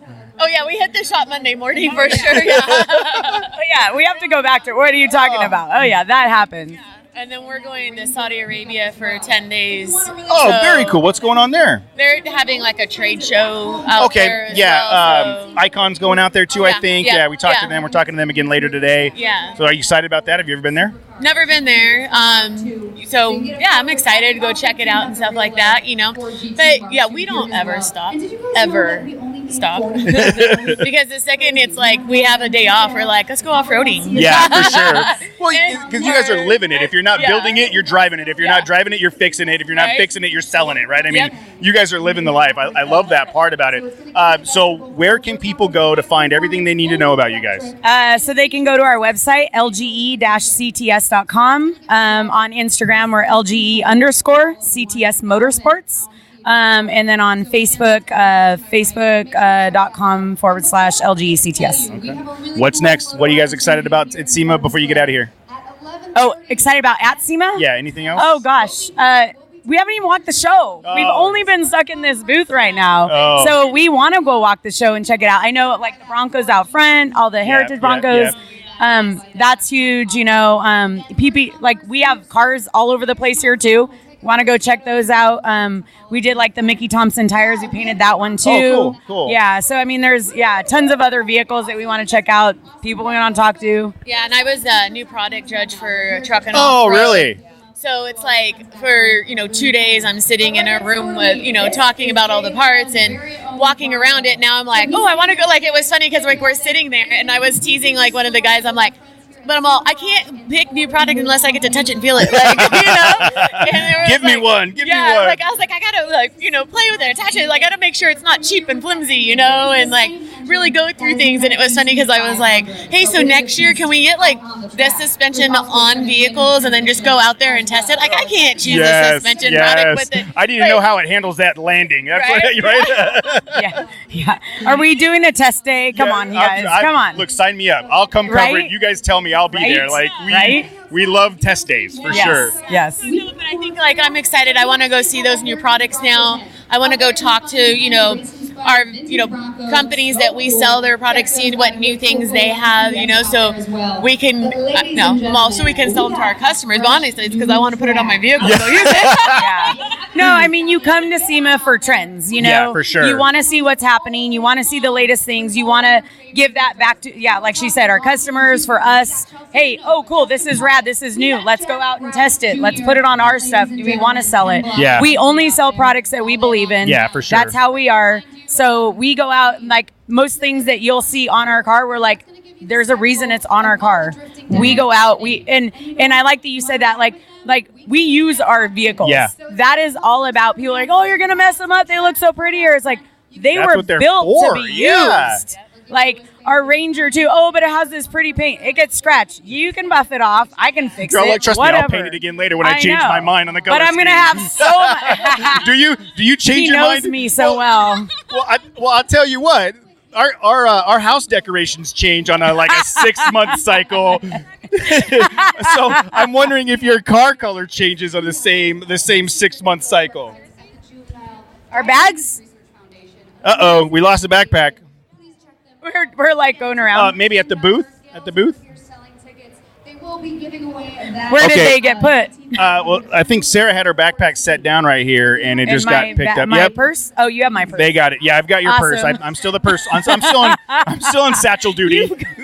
Come on. This is. Thank you. Yeah, thanks. I'm still on satchel duty. Don't worry about me. I got this Satchel. covered.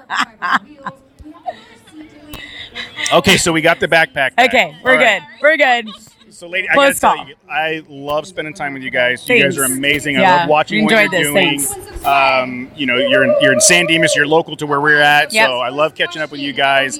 I'm gonna walk around the. I'm sorry, but Abraham Lincoln is here. I don't even. Mid-sentence, Abraham Lincoln is literally standing in the Ford booth. Whoa. I'm not sure what's happening. We need to go have a conversation with him. But no, seriously, you guys are phenomenal. Thank you for everything that you do, not only in this space, but all of the other work that you guys are doing in the background on charity stuff and Awesome. giving back to Appreciate the that. community. And I love Getting more watching- women out there doing this. Absolutely. It's come on now. Look. Now you're making me Awesome. sound creepy. I'm already carrying her purse. She doesn't know I've got my hand in it back here, like rummaging for things so I can take it. But no, seriously, you guys are fantastic. We Thank appreciate you. everything you do. Thank Thank you. you so much for spending some time with us. Yeah, awesome. All right, We thanks. appreciate it. No, thank you so much. All right, guys, have a good day. Okay, thanks. Thank you. Okay, 2019 SEMA Icon booth with Scott Spiva. Yes, Okay, sir. I got it right. All right. So we've been, Scott had the two most interested customers in the world here. So we sat around for a while he explained to them what was going on with Icon products. Now you get to do it all over with me. So It's all tell right, me what's new with Icon. Yes, sir. Well, that's what I'm here for, after all. So, our latest and greatest, what we're really unveiling at the SEMA show this year is going to be our new shock line. We're revamping all that sort of stuff. So, we're real excited for that. Going with the aluminum body shock. Okay. I'm not sure if you were aware of that already. But I knew it was talked to coming. We had some Awesome. conversation that it was coming, but I had not seen any of the prototypes or anything. Perfect. Well, I have some actually right behind you right here if you want to check it out. Okay. It's we've gone to a all aluminum. It's a impact extrusion body. It's a one-piece top cap and body now, but we just anodized them two different colors to maintain look. Okay. So it matches all the legacy shocks we've got around. Yeah. honestly, we're most excited. It's a more consistent finish. All the way across, the anodizing is much more uniform. In the past, we've always used steel bodies with cadmium plating. It's a bit inconsistent from a finish standpoint. So big improvement in that. So we're real excited. All the applications, part numbers, everything else is the same. So it's pretty much going to be fairly seamless for everyone. All right. So if you were going to buy a kit 2 weeks ago, you're going to buy it now. It's the same part number and everything changes. They just swap out the components for the aluminum bodies. Yes, and that's coming early next year sometime. You'll be able to tell once you get them what you got in the box. Basically. Okay. Wow. So let's talk about the new product showcase. So last night I saw that you guys won Best New Product of SEMA for the Gladiator. Yes, so they have 16 categories. Okay. We did, was Best Off-Road and 4x4 or some verbiage of that. But we're super stoked because we've never won a new product before. We've always tried and we've always thought we've had it, But this year it worked out. So it was for our 2.5-inch Gladiator system. Yeah. And that's just in general, not one specific stage. All the really cool stages are up and coming. It's got new billet rear links, which we've only ever done like the Toyota stuff in the past. So we're real excited about that. And the Jeep guys seem to be real stoked on that as well. So. Yeah, and anybody that listens to our show knows how excited we are about that Gladiator because we got the chance to ride. I mean, I will talk about that for the rest of my life because it was so good. So I am stoked to see that you guys got recognition for that. And I mean, that's a big category. I mean, we were just talking about it. We're on the upper South Hall. This is, 15 football stadiums worth of new products for off-road, and you guys emerged at the top of that. So congratulations. Thanks, man. It's super wide, and it's incredibly just broad in general because you can peg almost anything as an off-road product. For sure. What category you want to place it, basically. Yeah, for sure. So is the with the popularity of the Gladiator, are you already shipping that kit? Is it ready to go? The beginning, like the first couple stages of the kit are available now. Okay. The rear, we have a new dual rate coil spring under development, and that is the lead time for production is a bit longer for that sort of stuff. Okay. So once that is available, that's when we basically release all of the upper stages, which will have all the cool bigger shocks, those billet links you saw, and that sort of thing. All right, great. And another one of the other vehicles you see a bunch out here is the Ranger. You guys have one in your booth. Yes. The new Ranger kit. Again, we got the chance to ride in that. Is that kit up and running and out the door now? It is. For the kit you rode in, yes, that's good to go. Our latest models are going to be the bigger shocks, all the 2.5-inch diameter front and rear with the CDC valves. Also, our secondary shock kits are coming. So we're giving it the Tacoma treatment, basically. Okay. All the same line of products or the family of products. For the Tacoma, we're going to make work for the Ranger, or at least some version of that. Okay, so wow. See, here's our S2 system, secondary shock, mostly bolt-on. That is sweet with that secondary shock sitting tucked kind of back here. I know you guys can't see this, but I mean, you've got your coilover with the reservoir and a secondary shock.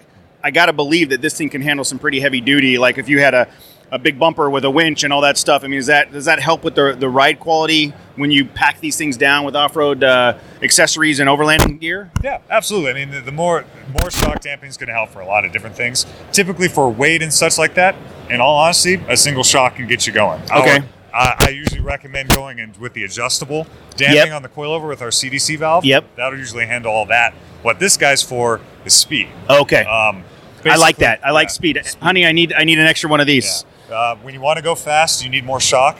If you can't put a bigger shock for some reason through size limitations, just start bolting more on. So you effectively double your damping. What I'm a big fan of is just the level of tuning that you now have.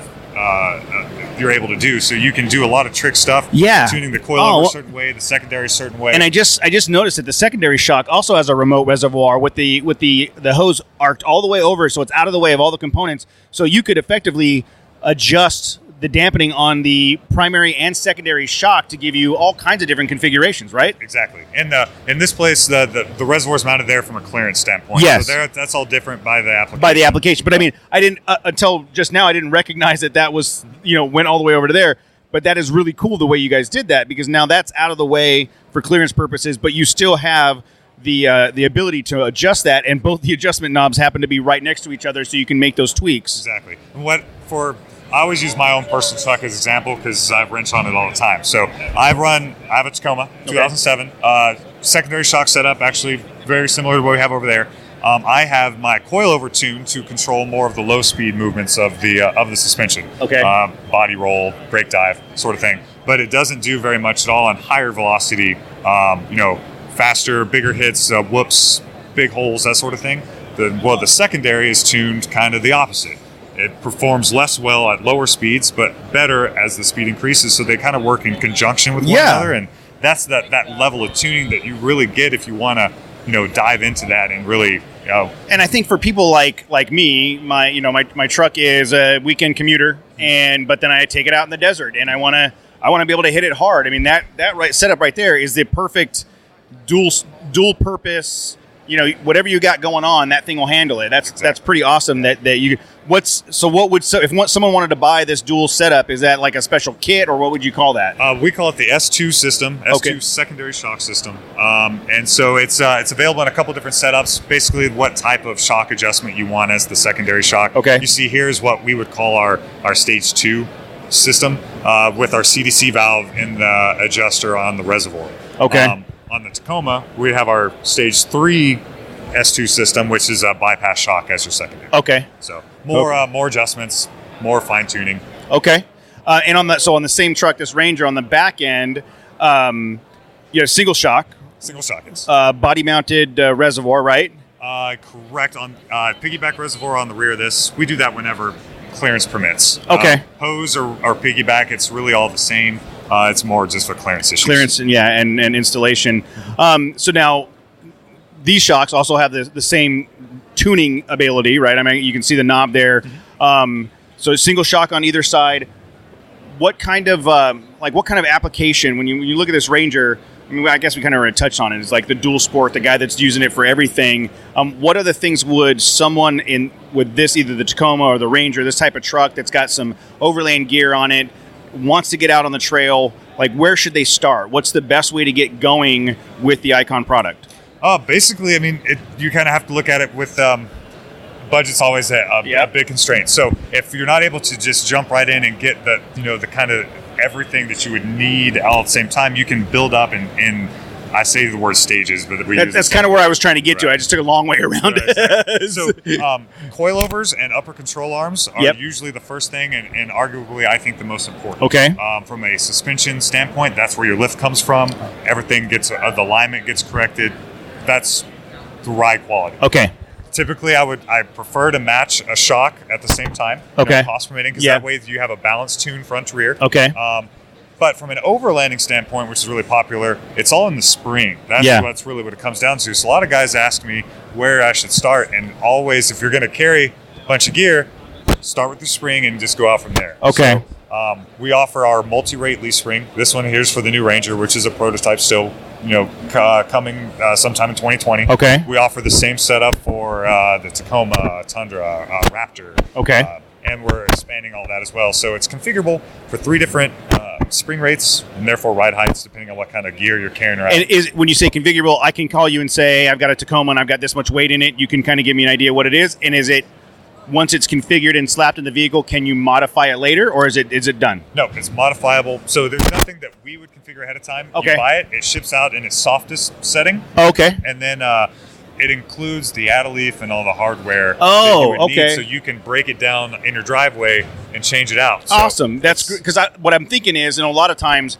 you buy the truck, you get the lift kit, it's 6 months to a year later, you add the bed system, and then a year later you're adding the tent, and so with that you're able to modify as you grow. Perfect. That's a really good idea. Springs in general are kind of tricky because really from leaf springs, especially, once say you set them up for a certain weight, usually that's it. Like you have to buy new ones when you change it. So this, we understand that the build's never really done. No. It's just till the next thing. Yeah. So this lets you keep going on without having to buy anything new.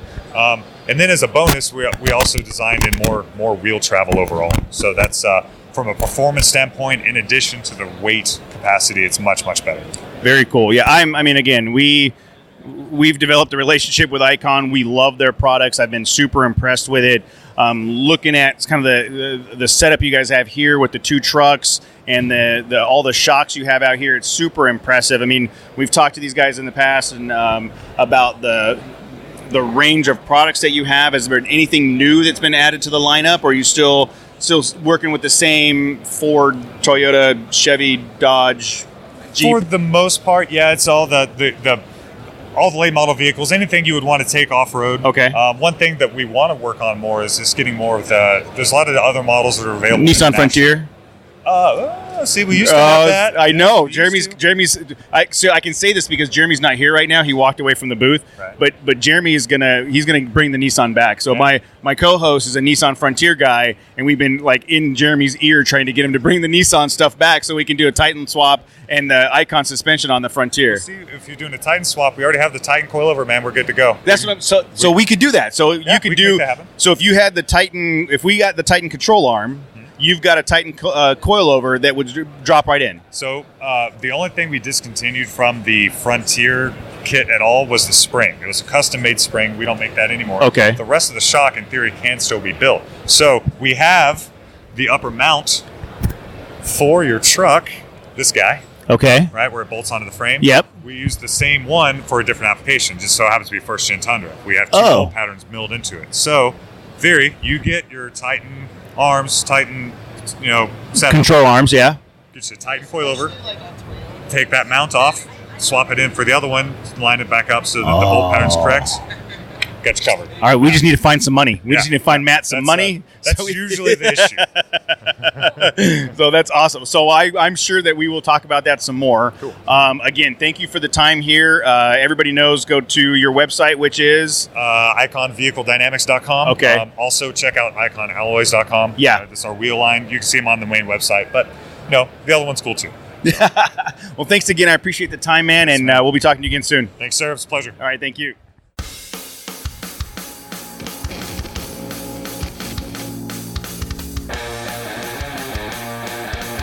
We'd like to thank Nexen Tire for their support. We've been extremely impressed with the Roadian MTX tires, and we are excited about what the future holds for Nexen. If you want to be part of this growing community, please go to nexentireusa.com and check out their complete line of tires for your rig. We would love to hear your feedback. Please go to trailchasers.net/contact and drop us a line or leave us a voicemail at 951-395-DIRT. You can stay up to date with all our shenanigans by going to trailchasers.net/register and signing up for our newsletter, or follow us on Instagram at The Trailchasers. Do you want us to talk about you on the show? Best way to do it is leave us a review on iTunes. And thanks again to Ryan Torigno for all the music on the show. You can find him at ryantorigno.com.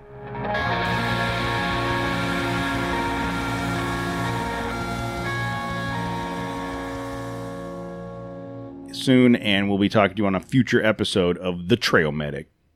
I'm gonna try to clip in like like